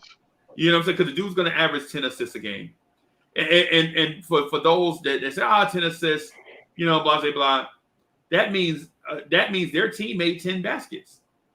Yeah. Trae Young made it easy enough for somebody to make a basket 10 times. That's you 20 points. Yeah. And so what we should do is have Trae Young be offense only. Shoot the logo. Yeah. Just sit back, block. We should have clogged the lane and just keep, like to your point, you know, he's a volume scorer, shooter. Yep. Keep letting him shoot the deep range. He got into the paint far too many times, you know. Yep. Noel's drop coverage, you know, trying to stay on Capella too much. There's this great video, which you've probably seen, about someone scouting Mitch against Atlanta, and his coverage is so perfect where he stays up on Trae enough to block the floater, but he also is athletic enough to jump backwards and block the oop. Right. Yep. Nerlens Noel can't do that. No, not even almost. I'll tell you who can, though. We have a young guy that can. Are you talking about Sims? I'm talking about Jericho Sims. I'm talking about. I would like to be a fly on the wall in the big man slam dunk contest at Knicks practice. Who wins the dunk contest? Obi, Jericho Sims, or Mitchell Robinson? Well, since Obi was on record, he's on record as saying that Jericho Sims jumps out of the gym. Right. Now, when an Obi Toppin says that, then I that gives me pause. You know what I'm saying? Because I've seen Obi in the dunk contest, and I've seen what he can do. And when you getting accolades to a Jericho Sims, I got to take a step back and be like, okay, well, let's see. Let's see what's going on. CT, is this not the most athletic group of big men you ever seen in a Knicks uniform? Yeah, period. You know, especially at the 4-5. Yeah. G-Man, what you think? Is this not the most athletic group you've ever seen in a Knicks uniform? 100%. 100%. They're so athletic that they make Nerlens Noel look like an average athlete, and Nerlens Noel's a great athlete. Absolutely. Let me tell you, D Rose could average 10 assists if he wanted, right, in 25 minutes. Yeah, easily, without even trying. Right. AD, what's good? AD, what's good, my brother? Hey, what's going on, gentlemen? What's going on? CT, Sergeant, good. Uncle Freezie, leader of the overnight crew. AD, is this not the most athletic group of big men you've ever seen for the New York Knicks? Absolutely. Yeah. Absolutely. I agree. I think the most disagreeable Knicks fan who knows anything about the Knicks would easily say that those guys are absolutely, if they had a philosophy where they was throwing it up, this could be Lob City on the Lob east. City, yes. I was about to say that. Lob City all over again, for sure. Because you couple Mitchell Robinson and Obi Toppin with Jericho Sims and Nerlens Noel, bruh. And that's why sometimes when you're matching out the team, you know, you can't always put the more wise, experienced point guard floor general who doesn't take chances with young thoroughbreds that want to run, that want somebody that's going to throw a pass that they know they have no business throwing, but this young man can contort his body in ways that only you used to draw it on comics. When you used to trace it on your what's the name, you're like, did that look right? Yeah, that look right to me. That's you know, it's my imagination. Look right to me. Look, what AD just described was an etch a sketch. Yeah. Because that young man, he can jump. They said he had the third highest recorded time Yep. in the combines. Yeah. Right. Facts. And if nothing else, whether they can't play or not, there's been a lot of Skywalkers at the combine. So, Right. you know, if I'm playing with them, I'm catching some easy ones. Right. Yeah. And that's what we missed last year. Like, so the thing I make the point all the time, and people get me sidetracked with crazy points. Like they'll say something like, "But what about Emmanuel Quickly at point guard?" Bro, what I'm telling you is the Knicks didn't get a lot of easy baskets last year. That's right. Everything the Knicks got on offense was heavily contested and earned. Yes. Yeah. We didn't get a lot of fast break points. Right. You know what I'm saying? We didn't get a lot of lobs and all of that stuff. You know what I'm saying? We didn't get a lot of Wild Boy Trey, what's good? What's going on, baby? What's good, What's boss? good? What's good? What's good? Boss, what's good? What's good? Good with y'all, man. Salute. I'm in the building. Our guy, that's our guy right there. What's good, man? No. Hey, for sure. This is the two things I want to do real quick, Freezie. I'm sorry. I don't mean to upset the apple cart, but what I'm gonna do right now is I'm welcoming both Wild Boy Trey and AD to the Blorange Army. You know what I'm saying? Welcome, Yes, sir. welcome, my brothers. Welcome to what we got going on. You know what I'm saying? Welcome. That's what Yes, it's all about. sir. You know, Let's hear their seedings. I'm just a sucker for the Knicks. You know, so I am too, man. it's easy to get me on any kind of Knicks Army, Knicks patrol. You know, you want to drive the Knicks clown car around the city. Yeah. You ain't got to ask me twice. I'm ready to go. He is on fire. I'm ready on fire. That's So we were talking about the Atlantic Division. Yeah. What do you guys think? What do you guys think the seeding will be for the Atlantic Division? We'll go with AD first. What do you think the seeding will be for the Atlantic Knicks. Division?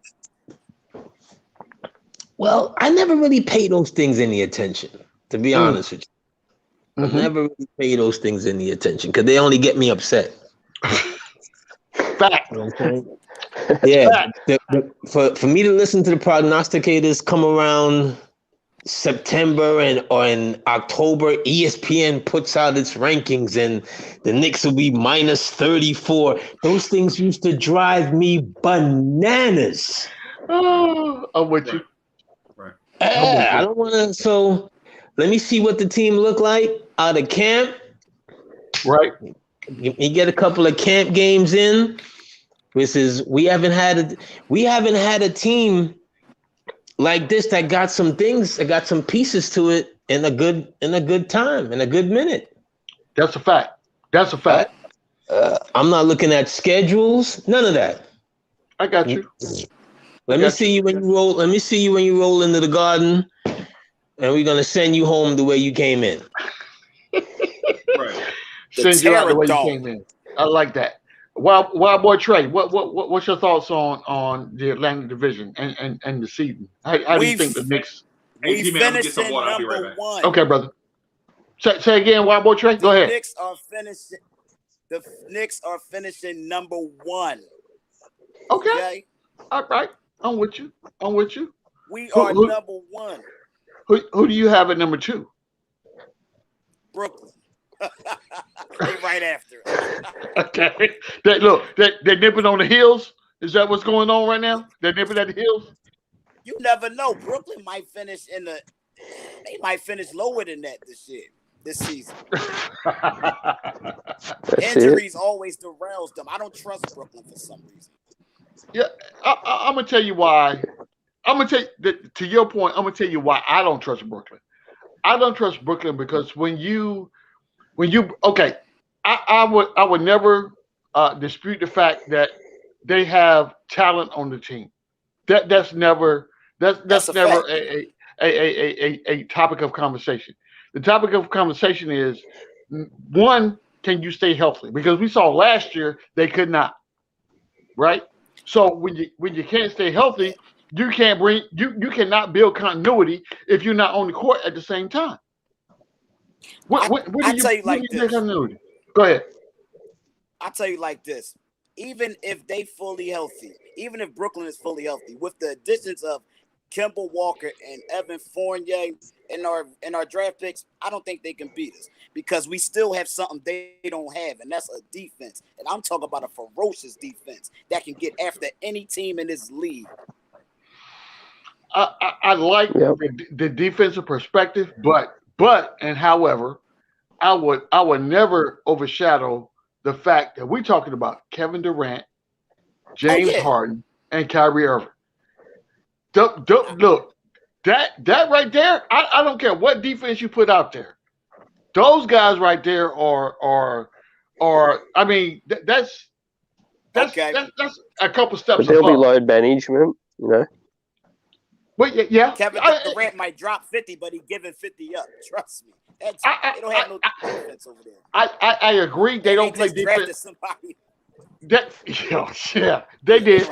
But I would say this: the same thing the same argument could potentially be made about bringing Evan Fournier on the Knicks squad and giving up a Bullock.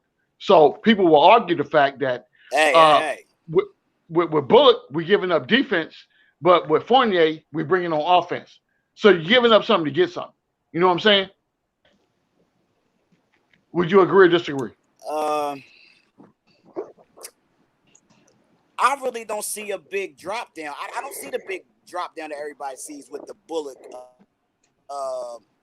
move. I don't with him. I don't really see a big drop off on the defense because Fournier is not terrible on defense. I don't really see why people think that. Kemba's not even terrible on defense. They're not the worst defensive players in the league.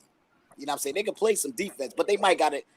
You might got to hot Kemba a little bit, but I mean, right? They're just not known as a defender. But Fournier 6'7", you know, that's size. Yeah, size matters. That pause. I'm sorry. I just don't.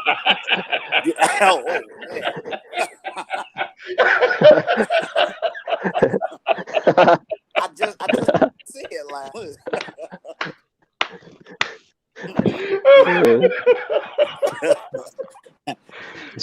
Plus, there were nights when Bullock. CT got me out of my bag tonight, boy. It is. There were nights when Bullock was really inconsistent. You know, he'd have 3-4 games where he did nothing. Yes. You know, and everyone thinks he defended, but we're going to get 20 points per game close to from Fournier. Right. That's going to erase any deficiency that he has on defense. I agree. I agree 100%. But you know that's the conversation that people want to have, right?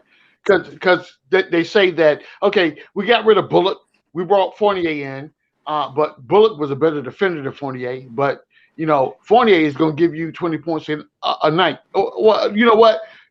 As soon as I say that, I know I'm looking at the chat right now. I'm telling you, somebody's going to be like 20 points a night. What? Let's do this. Let's say Evan Fournier will get you 18 points a night on average. That's going to happen. But could Reggie Bullock give you that on a consistent basis? No. He could not. He could not. So miss me with all that hyperbole and all the other bull. I ain't trying to hear it right now. Go ahead, Wild Boy Trey. I just think Fournier is a major upgrade. You know, that was a major upgrade. You know what I'm saying? I would rather sacrifice a little bit of that defense for Evan Fournier. You know what I'm saying? Because Evan Fournier, on any given night, he can do about 30. You know what I'm saying? So, and we need those buckets, as you can see. We were so stagnated on offense. It was just horrible at times, man. And you've seen it in the playoffs. So a Fournier and a Kemba, man, I can't wait, man. That backcourt is going to be serious. Bullock, that's good. Just looks horrible on the fast break. Yeah. Fournier creates. I'm He on does. this Bullets defense, but man, it feels good to have a Fournier. I'm telling you. No, you're not gonna miss Bullock at all. No, I agree. At all. I agree. The I agree. the pieces that left, you're not gonna miss them at. You're not gonna miss. AD funny, man. No, you gotta keep it a buck, and you can see it's okay for you to have Noel, no real offense. It's okay for you to have Mitch, offensive specific. You can't have several guys on your team that can't get their own shot. Facts. That has to get in like a certain groove or get hot for them to be serviceable. Now you don't have that problem anymore. I agree. Going into camp, 100%. you don't have that problem anymore. You only have to worry about the two centers and nobody else, because everybody else are not going to play. So it's just the two centers who are really offensively challenged like that. Everybody else, those days are over. Agree. I agree 110%. 110%. And you're not hiding Trae Young on Evan Fournier in the playoffs, Yeah, you're not doing that. Yeah, no. You can try, but you'll fail. Yeah, you're just not. So because by sheer numbers, he would have to guard somebody who can score. Yes. You don't have to. We don't even have to sit up here and cuss our coach at the end of the game saying, why didn't you take advantage of that matchup? You don't have to worry about that. It's already going to be there. Yeah. You're not going to have that. You're not going to have that conversation. You're coming back to the huddle, but like, did you say I just cooked that dude? That's the conversation we're having. That is the conversation we're having right now. I'm telling you that. Listen, the conversation we're having right now, we would not have had a year ago, 2 years ago, 5 years ago, or 10 years ago. This is a great problem for us to have. And we still have not discussed the potential of youngsters, the youngins being able to get some legit playing time. You know what I'm saying? We ain't talked about that. When Freezie first said it a month or two ago, Freezie said we were going to draft 4 guys. He said that, and I was like, "You're crazy." I was like, Freezie, you're crazy. Yes, I said the same thing. Crazy. There's no way they are bringing in 4 young guys in here. I said that. I said the same thing, AD. For sure, I did. I said the exact same thing. And here we are. G-Man, you know what else? You know what else was said? When I said the Knicks are going to win 40. When I said the Knicks are going to win 42 games, we thought you were crazy. But listen. So since you got all these predictions and whatnot out there, what I'm gonna do is I'm gonna put. I got vacation time in, right? I'm gonna put some vacation time in. I'm gonna come to Jersey, scoop you up, and we're going to Vegas, brother. All right. As long as we ain't driving. We ain't driving. We got to fly. We got to fly. That's too far to drive. We got to fly. Yeah, man. So the thing is, I was gonna say to y'all's point is, I understand having 4 rookies is a reason to be optimistic about the Knicks' future. Right. I understand that. Mm-hmm. Right. I didn't necessarily understand it at first. Because it took me a while to get used to the 2 guys that we got in last year's draft. Right. You know what I'm saying? So I finally grew to love those guys. Around February, I was loving those guys, right? Mm-hmm. And then, you know what I'm saying, going into this season, y'all like, well, I know Uncle Freezie, listen, I know it's, such and such, but now I got 4 more guys I want you to get used to.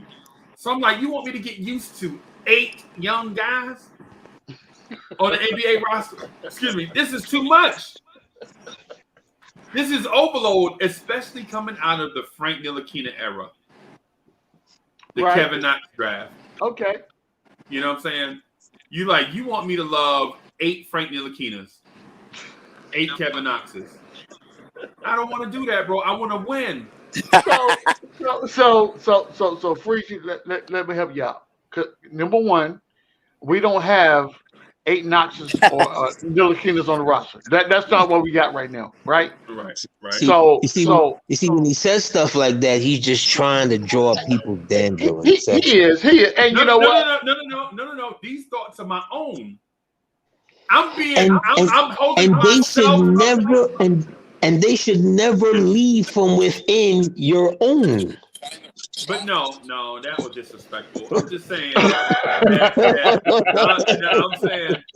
I'm saying that I'm holding myself accountable to the things that I say. You know what I'm saying? That's what I'm getting at. Like I'm holding myself accountable. I got you. Right. If I wanted to dodge the point, I would have just changed the subject. Right. So I would say this. I would say until we see what and this is probably not a fair analogy either, because now what we are subject to is waiting to see how Tibbs has these guys in the rotation and how he plays them, and that's not necessarily saying that it's going to be what we agree with, right? But they're going to have to get some burn someplace, and it's not going to be in the first unit. It's going to have to be in that second unit. So no, I don't see him going to the G League. Maybe one or two, but I don't see McBride in the G League. I see him on the starting roster, and probably I'm going out on a limb here, and I'm going to say Sims. Sims will be on the roster as well. No, Sims better be on the roster. You don't think so? Sims going to the G League, bro. No, man. Listen, I'd send him to the G. I'd send him to the G League. You gonna have your 4th string center on the roster? Come on, not playing. 4th string is 3rd string. No, you don't sign Taj to play the $5 4 million too. a year. Look, Taj is not going to be with a Sims on your roster. The only way Taj Gibson is getting burned at the 5 position is if somebody is really, really hurt, and we just need that position. Bro, you signed him to 2 years, $10 million. Yeah. Facts. Okay. I don't want to sit that young Ferrari in the garage collecting dust. Now you got to go. You got to get on the track. You got to go play. You got to go play every day. Yeah, you got to go play. I'm sorry. Yeah, every day. That right there, you sitting and watching and carrying the bags and all that. That's all good for a rookie for the first month, but I can't have you sitting there wasting collecting dust. That doesn't make any sense to me. You got to go play. Right. And you see what happened to Obi Toppin. You want Obi Toppin to be the same way, bro? Yeah. You want the dude to be the same as Obi? But look, no, we no. You say in that scenario, listen, this dude's gonna get less minutes than Obi Toppin. Listen, we still have to see what Mitch is gonna be, right? We got to see what it's gonna look like. You're not sending Mitch to the bench.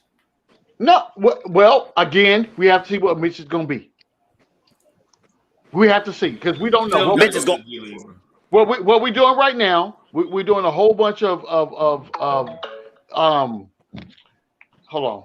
I'm sorry. Nah, man. Nah, what you saying is you think the Knicks are gonna play 4 centers. The Knicks ain't playing 4 centers. No, I would never say that. I would never say that. Because if Sims is on the roster and you want him to play. I don't have Taj at the 5. For me, on the roster, Taj is at the 4. Taj is at the 4. Taj not the 5. Taj is not a power forward no more, bro. Taj is not a power forward no more. Taj can't run. Not in today's day. Taj is not a power forward anymore. He's not. Taj is washed, bro. Taj ain't a power forward. He's gonna be more of a mentor than anything. If you're telling me Taj is not a 4, you gonna put him at the 5? Really? Yes. He's been playing in the last 4 years. Stop it. Yeah. That's where Taj has been playing for the last year. I am not entertaining this conversation right now. I'm not. Hey, man. Well, you're gonna have to take your head out the sand, bro. Because Taj has been a center for the last 5 years. At least. So we saw what that looked like last season, and it didn't work out too well for us. Right now, we know this. You know what I'm saying? We're not saying that Taj Gibson is the starter, but he's the 3rd string center. Listen, no. Look, I want you to go. Who the third string? You gonna send Taj to the G League? No. Listen, this is what I want you to do. I want you to go to your computer right now. Go to your computer right now and Google this. Google New York Knicks roster and see what position Taj Gibson is listed at. It is not the 5. I don't care what they I don't care what they listing him at. I'm telling you what they've been playing him at. I know where he's been playing. I understand where he's been playing. Taj is a 5, man. Oh my goodness. Oh my God. You'd be doing yourself a disservice to run Taj out there at the 4. Okay, hey, so here's the thing. If Taj is a power forward, oh right? My goodness. Imagine if Taj Taj at is the a power 4. forward, if Taj is a 4, that means Obi Toppin ain't getting no minutes. No, we're not going there. See what you just did? You just made me put my phone down. We're not going there. You can't have it 1,000 ways. It can't be done 1,000 ways, bro. Listen. I am not. Okay. All right. So if you telling me right now, as I look, okay. Take it easy, G man. It's okay. No. Cause Freezie, look, this is what Freezie do, right? Freezie know how to punch my buttons. He knows what's gonna get me. No, we keeping it a buck, man. Listen, keeping it a buck. I'm telling you right now. I'm gonna need you to move all weaponry outside of G-Man for like we keeping it apartment. Right? I mean downstairs in his man cove right now. I'm gonna need you to surrender all that weaponry down there. Look, all my weapons are with the wife on the other side of the house. So we good. We good. Bro, that's what we trying to do is clarify, not cloudy. Okay, so we're not trying to cloudy it up. We just trying to clarify. I want to be clear. I want to be clear for a minute here, right? I understand where we have played Taj and what his role was in the past. Are we saying that we expect that to be his role going forward? Is that what we're saying right now? Yeah. I mean, Taj is the emergency mentor. He Herb Williams for us. I'm with you. Yeah, he's a mentor than anything, man. Yeah, that's it. I'm with that. I'm with that, right? But I also like to explore different opportunities. I like to do that. You know what I'm saying? What do you want him to do? What do you want him to do? Send him to Masseuse College on off days?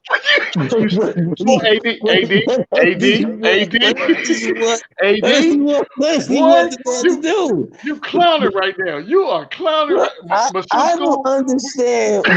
What else do you want? Do you expect out of Taj right now? Right. Taj is your emergency backup center and your mentor. He got a very hefty bump. Yeah.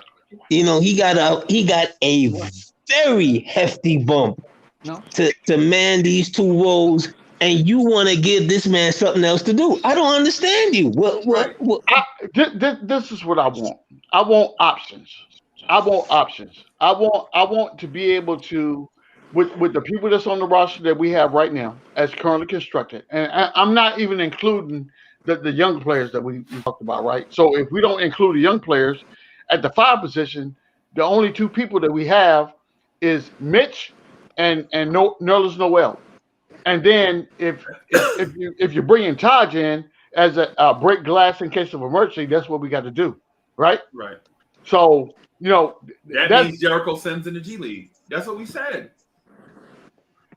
But right now. I don't want to see that type of talent in the G League when it can be utilized on the roster. He's going to get some minutes for the Knicks. He's on a 2-way contract.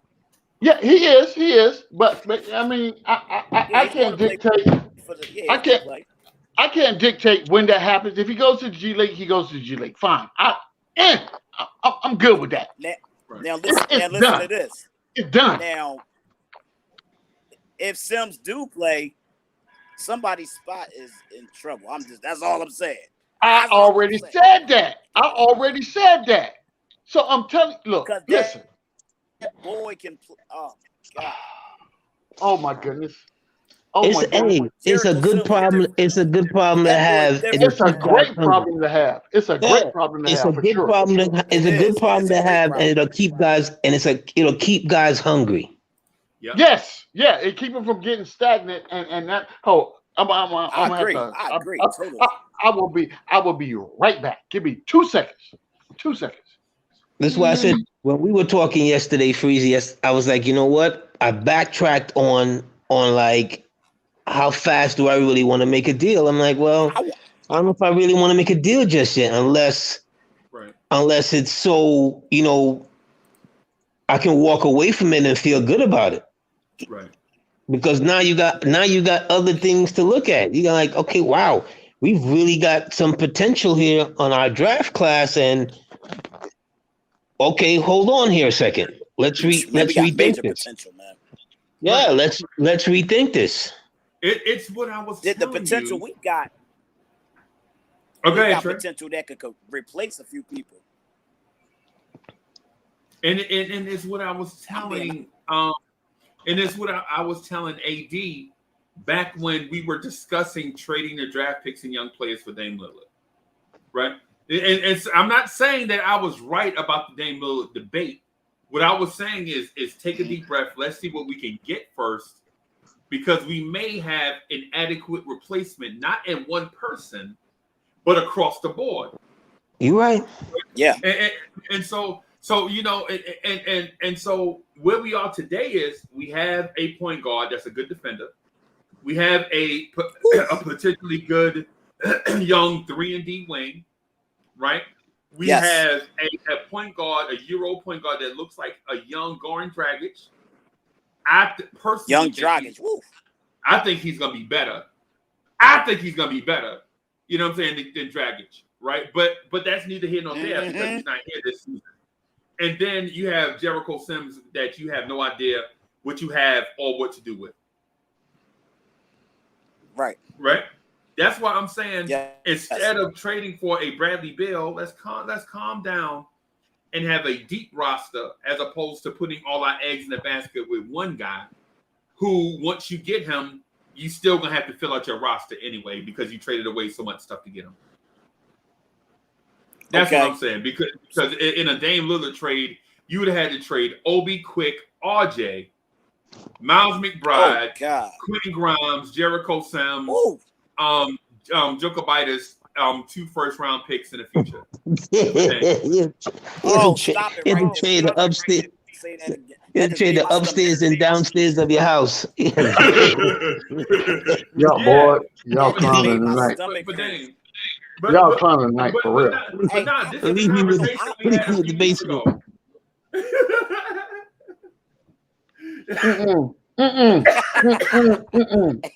Look, I am very intrigued by Rokas for some reason, man. That Jokovitis, man. He is. I'm intrigued. If you remember the Detroit game in Summer League, he only played like 8 minutes. I think it was Detroit. He played like 8 minutes, and he scored so quickly and got so many people involved. It was like, wait a minute, you're not the point guard. They put him on the bench and put Quickie back in the game. That's when I knew Jokovitis was something special. You know what I'm saying? Jokovitis is a problem, man. Yes. That's what I'm saying. Because you notice when and Wobble, as soon as you heard Jokovitis' name, as soon as you saw Jokovitis play, you never saw Vildoza again. Oh, great point. Because he's better than Vildoza. He's way better than Vildoza. That's the point that I'm getting at. That's the point. That's the point I'm getting at. Rokas looks like a gamer. So let me ask you guys this question. There's 2 roster spots left right now that people folks can come in and kind of gain, and that's Vildoza and Bacon. Who do you think gets that last roster spot? Amir Sims and Bacon. Vildoza and Ghost. Yeah, they're gonna give it to Bacon. I don't think they're gonna give it to Vildoza because I think if you can cut that and get and recoup some of that money back, get that space. Under the cap? Yeah, you get that space because whether he was and this is You know, whether he was, hurt, whatever, Olympics, whatever, this is his shot. Yeah, he knew the Knicks wanted him to come to summer league. So there's only one summer league, and you had your shot, and it ended abruptly. So Gregory Castillo says he fumbled it. Yeah, he fumbled the ball for sure. So Gregory Castillo says G-Man was the leader of the Vildoza Hive, and you know what? I was. But guess what happens when you are not available to fulfill your end of the bargain? Horrible. We got to move on. I thought Ron Cleveland was the leader of the Hive. Him and Charlie Ward Cousin. No, that was me. I was in that too. Charlie Ward Cousin was right there with him. Yeah. I was in it too. Good until Charlie Ward Cousin damn near gave him. Charlie Ward Cousin damn near gave him a pension. Right. Charlie Ward Cousin gave him golden status. Charlie Ward Cousin legit said, "Now Luka Vildoza was standing next to Moses when he was talking to Pharaoh, bro." For real, he cut him a SSI check. That man ain't worked one day, and he already took care of him. Oh my God, he already took care of him for life. I'm going on record right now and telling you guys, there is no way possible. No, think about this legitimately on a realistic basis, right? If you are out, if you're down for a player and what they got going on, and then all of a sudden that player's hurt and he's not contributing, why for God's sakes would you continue to want to perpetuate that effort, and you got someone that's better waiting in the wings? But G-Man, all we was saying was just calm down and let's see him play.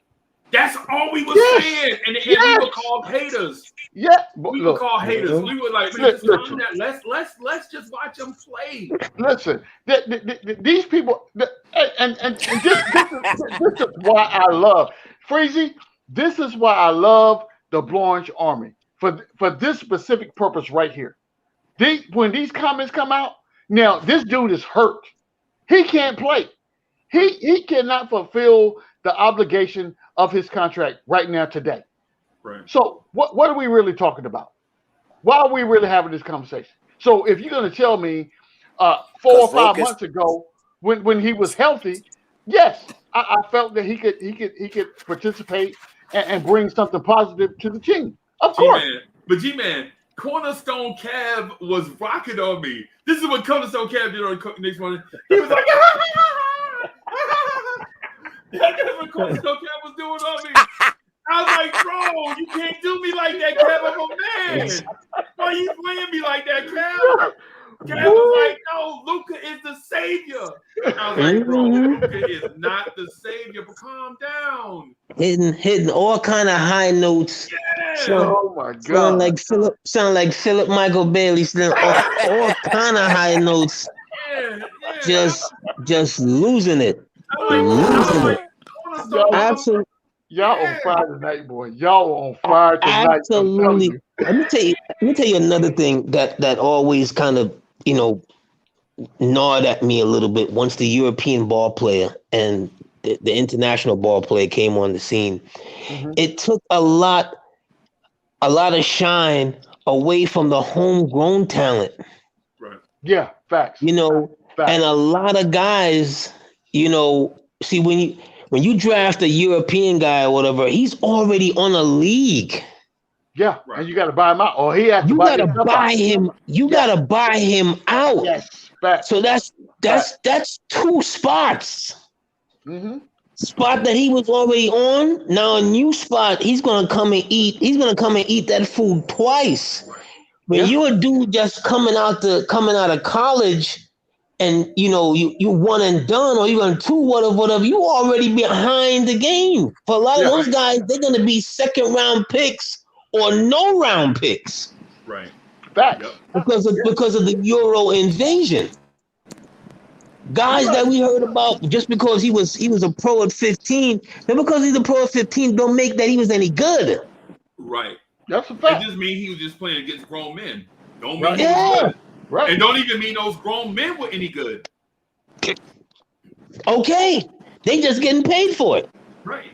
Right. You're right. I agree. Right. So I'm with you, AD. It's so and so Phil this Doe's is about what to have splinters in his behind. And he got 3 mil. He got 3 mil, and we didn't see him take off his warm-ups. Right. Hey, bro. I got one question. One He question. got to have splinters. Freezie, when are we going to get splinters in your behind on wax? When can we get that on wax? That's all I'm Yo, saying. it's coming. I'm dropping it. Cully love it, bro.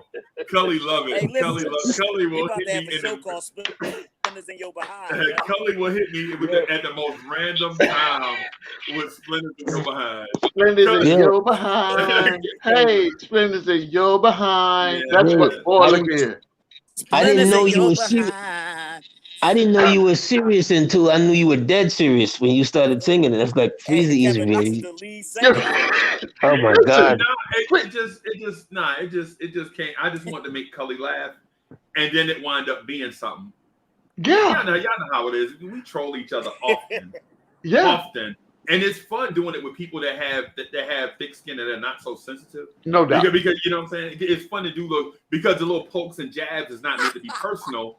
It's just a little poke and jab that, you know what I'm saying, have fun with. You know what I'm Absolutely. Absolutely. and so it is what it is. But Cully took it to a whole new level though. I need the remix. I'm telling you right now, I need the remix. Hey, listen. I need somebody that can sing. I need that give me those octaves and that rhythm, and then the hook. Shit, Hey, yo, shit. Kevin Knox look like I'll be sure right now, so he gonna put a verse, and then he gonna spit 16. Yeah.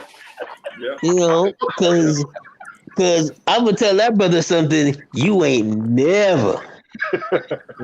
I'm gonna hit you with my Miss Seeley reference. You ain't never.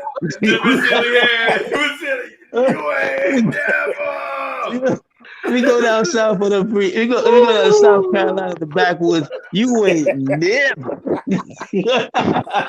Bro, I'm telling you. Y'all on fire tonight, boy. Y'all on one tonight for sure. For sure. I guarantee you, sir. Sure. They're gonna have to go looking up for your birth records to see if you ever existed. Because I don't even know how you getting off the bench on this squad. No, I'm telling you. I'm telling you, it's gonna be on a nightly basis. On a nightly basis, we're gonna be looking at guys like, dude ain't even get off the bench. On a nightly basis, it's gonna be a surprise. DNPs. Is Frank even going to get it on a roster spot? In the I saw that, man. I saw that. I don't think Frank is gonna. I don't know if we'll ever see Frank again, bro. I don't know. I don't know if we'll ever see Frank in a prominent role like he could have had in New York. Yeah, me either. And he'll get on a team, I think. He signed with the Suns. Oh, he did? No, he did. After Payton did. After Payton signed with the Suns. Frank didn't sign with nobody. You're right. Yeah. Maybe he's going back to surely the there's a 15th spot for something, We'll see. You would think so.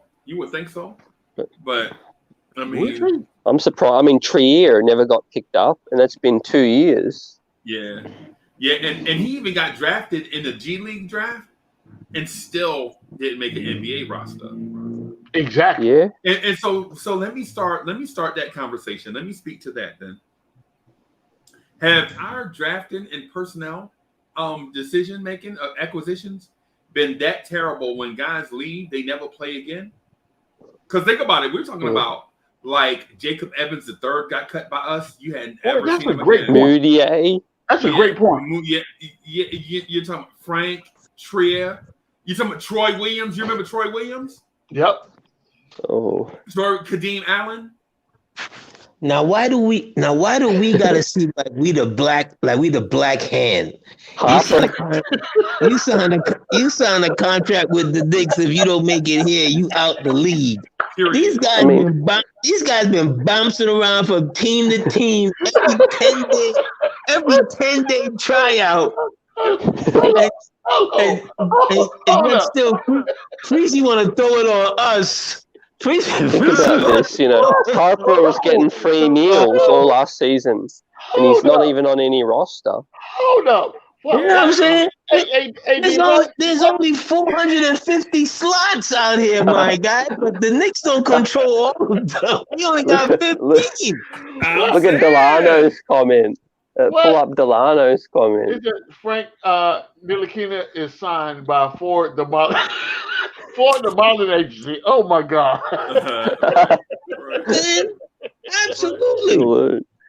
Right, no doubt. Boy, y'all out of control. I'm saying I don't think it's coincidence. I'm just saying that the guys before this regime have made bad moves. Right, really bad. But right now, I think they're cleaning house of all the bad moves that were made previously. Right, and have absolutely good talent going forward, and you can see it by how these dudes performed in summer league. Yeah, you know what I'm saying? I agree with that. You can see that Obi Toppin and Obi Toppin and Emmanuel Quickly have high upside. Yeah, those are high upside draft picks from last year, and you can see McBride, Grimes, Jokibitis, and Sims have high upside. Amir Sims and MJ Walker. I think MJ Walker is not going to make the roster. I think he'll be the second two-way. MJ Walker can ball, man. Miles Powell. Why don't we give the last spot to Miles Powell? You remember him from last year? Was he? I think Milwaukee signed him to a 2-year two-way, right? Okay. The thing is, right? To your point of forgetting about the drafting, the players that we signed, sort of unsigned, players like Miami did with Robinson and Kendrick Nunn, and the way Toronto find all these gems in the G League, we struck out every single time. Right. We try to find someone like that, Right. I mean, we had Justin Patton in the G League, and Houston signed him. Right. Yeah, man. So it's an odd scenario with the Knicks, signing guys, bringing them in, they're not working out, whatever. AD, you outside? AD outside. I know he outside. No, I was on my balcony for a quick second. My bad. You're good. I'm like, it sounds like a doggone. It sounds like you were in the doggone sound like he was in Brooklyn. Yeah. Yeah. My bad, gentlemen. Yeah. It's all good. It's all good. Yeah, man. So there was another thing I wanted to talk to y'all about. I wanted to introduce to the conversation, not the last chance you stuff that just came up as spur of the moment, but what about Mike Woodson's coaching spot? Listen. Anybody heard anything about Mike Woodson? Who Mike Woodson's replacement is going to be? Is it going to be Dice Yashimoto? He did coach some of I would like him. I was thinking about that. So it's Mike. I look at the coaching staff like this: Tibbs is the president, and whoever is at the second position is the vice president. If it's not Johnny Bryant, I'm gonna be upset. I'm telling you right now, I'm gonna be upset. Point blank. Period. Man. Stop playing with me right now.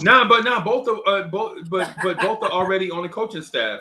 They are, but we need to solidify positions right now. We can all be on the same team, but we need to know our roles and play our positions, right? So, but there's Steve Clifford. Spot, though. There's an empty spot on the coaching staff right now. Oh, is it okay? Yeah, because Wilson left. That's what I'm saying. Okay. I got you. And so he said, so Steve Clifford is available. I ain't gonna lie to you. If Steve Clifford came in the door, I think that would be clutch. Oh, that would be nice. But hold on. Who told you that James Dolan has okayed that salary slot once it decided to up it and went away. See? Like we just got $4 million just to give to anybody. Anybody who's an assistant coach, please apply. Knicks got $4 million we're giving you. Slide on in for this right here. It depends how much is a championship. Yeah, how much is a championship worth to James Dolan? A lot. He wants a championship. Yeah. So that's what we have to ask. Like, I gotta believe he wants a championship for sure. Steve Clifford. Yep, I would co-sign that. I would speak positively about a Steve Clifford signing if he were available. Is he available? I'm not for sure. I'm not for sure who is. With coaches, you will love that move. Say again. Fournier will love that move.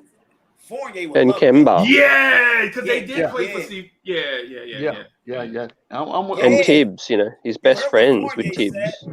Is he? Him and Tibbs got a relationship? Yeah. Okay. Yeah. Fournier said he reminds him of Tibbs. He reminds him of him. Yeah. Yeah, and I would think he is, and my thing is Clifford wouldn't be a threat to take over Tibbs's job. Right. He would be more of the veteran presence, on a young coaching staff. Like because Kenny Payne, even though he's older, he's not an experienced NBA coach. Johnny Bryant is young. Dice is young. The Greer brothers are young. You know what I'm saying? And so if you bring in a Steve Clifford, I'm assuming he's about Thibodeau's age since they coached together under Van Gundy, right? So now you have a positive reinforcement of what Tibbs already knows because they come from the same coaching tree. Right. I'm with you. It was like, when Belichick was coaching under Parcells, Belichick could have been coaching the team. Yeah, you know what I'm saying? Absolutely. Yeah, man. So I would say you could at least. What's going on with Allen Houston? I know he's been assistant GM a while. What's in his plan? He's the team president of Westchester, right? The Westchester Knicks.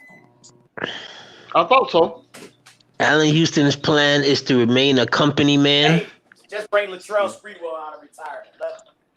And collect that good check and not do anything or say anything to make Mr. Dolan unhappy.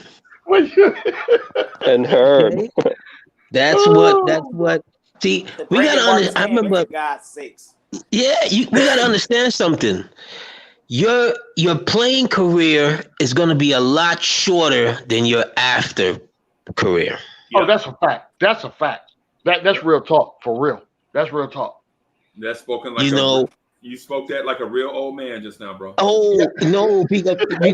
I remember saying this about Allen Iverson years ago that at some point in time the league will remember his influence, and he's gonna have a hard time getting a league job afterwards. Right. I'm with you. They even did it to Kareem. Yes. You're right. They did it to Kareem for a number of different reasons.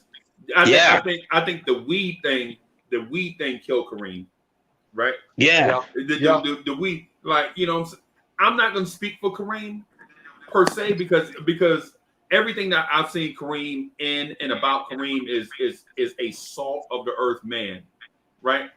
But then when you have certain things that you're not willing to bend on, you know what I'm saying? People like, well, if you ain't willing to be flexible with that, I ain't willing to be flexible with this. You know what I'm saying? So, because Kareem deserved the head coaching job in the NBA. He did. You know what I'm saying? Something. Yeah. Something.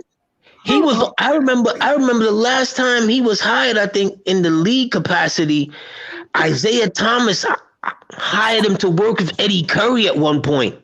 Right. Some crazy long time ago. Right. Gregory Castillo is on one tonight for sure. Gregory Castillo says, I just thought about something. Does Cornerstone Kev look like John Thompson III? Yes. Yeah. That's so wild. wrong. That is That so is wild. That was so random. that was so wrong. That was Hey, so look, wrong. it just came out of left field. That's why I was Hey, like, yo, oh I my can't God. unsee it now. Right. For sure. Right. For sure. And to be honest with you, I think Pat Ewing probably deserved a head coaching job in the NBA too. I agree. You know what I'm saying? Because Yeah. Pat Ewing was an assistant coach for a long time in the NBA, a long Mm-hmm. time, man. And y'all know how I feel about Pat, man. You know, Pat is my guy. Yeah. Right. And so I ain't gonna get into my whole conspiracy theory about certain stuff. I'll let that ride for another night. But we do need to find a replacement for, in my opinion, for Mike Woodson. I think that the love that you saw the players had for Mike Woodson, yeah. Well, you know he already here. Yeah, I thought he was on the squad already. He already got a job. Okay. Mike Woodson is lucky we let him back in the building.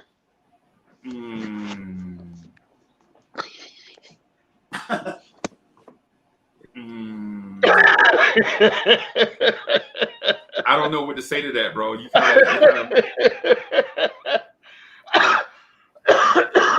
When is the last time anybody on this panel or anybody in the chat heard Freezie be speechless? I have never seen that happen in life. I'm just saying. I've never seen that happen. AD, look, boy, you on one tonight. You shooting them bows right now. Yeah, I don't know, bro.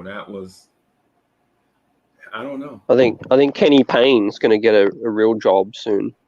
Yeah, I think Kenny Payne's going to get I think he's going to get a real look at a high-profile school, and we're going to lose our whole staff soon. Watch. Yeah, I think so. I need for someone in the front. I need for either whatever exec needs to go talk to Kenny Payne and be like, listen, we are legit gonna stick with Tibbs for X amount of years, and after those years, this is what we're looking to do. If they don't do that and they let this guy walk out of the building, they doing a disservice to the organization. Okay. A straight disservice to the organization. He's one of the highest paid assistants, so if it's money, I think he might stay. Yeah, I agree. 100%. I think he's on 1.5 a year. Oh wow! Dang. Boy, Yeah. I'm in the wrong profession right now. I am in the wrong profession. Man, yeah, Steve Clifford just signed with the Nets, and they signed Kyle Korver. What? And Amari. What? Don't forget about Amari. Yeah, man. And Prigioni. Yeah. Oh, boy. What about Terry Stotts then? Remember Terry Stotts? Yeah. Let's go to the next person on the roster. Oh, Terry Stotts, yes. Yeah, Oh, my man. goodness. Yeah, man. I forgot all about Terry Stotts.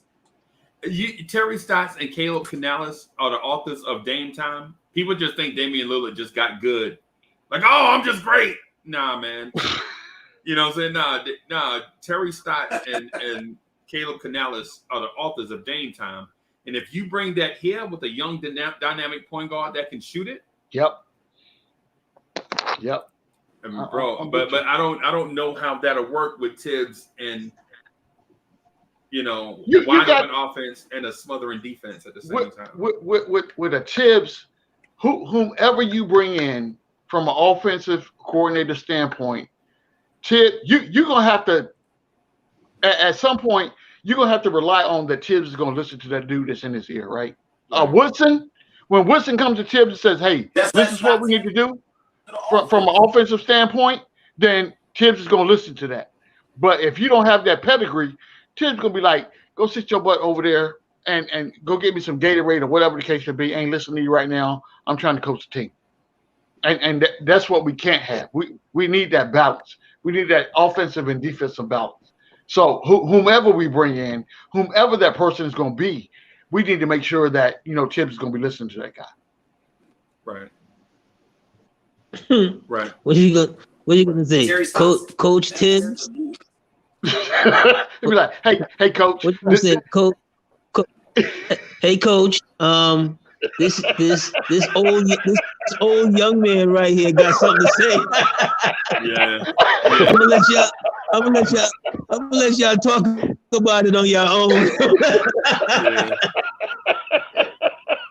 Yeah. Facts. Yeah, Facts. Boy, oh my God, my side hurt right now. I swear to God. Hey, yo, I gotta run something real quick. I gotta run something real quick, man. Do I your should thing. have been did this, man. Do your thing.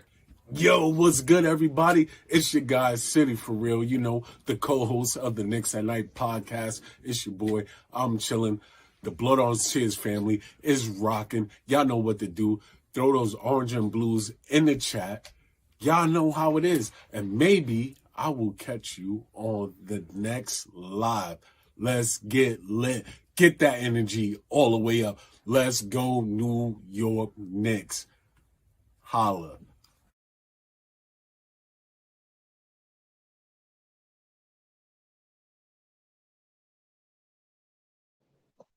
Your Knicks. Yo, you want to win your fantasy football league or what? You know what I mean? You ain't tired of finishing in fourth place? You ain't tired of dudes coming to you with whack trade offers and whatever trying to play you? Come on to the Dear Mr. Fantasy Football page. Our page on YouTube. We're gonna do position breakdowns and rankings. We're gonna talk some NFL football too. We're gonna get in depth. We'll do offensive line rankings, defensive line rankings, defensive rankings, all of that stuff, so you'll be prepared to put in your best lineup. Come through. Your man Uncle Freezie will be there. Come through, hang out with your man Uncle Freezie. Share, like, and subscribe later.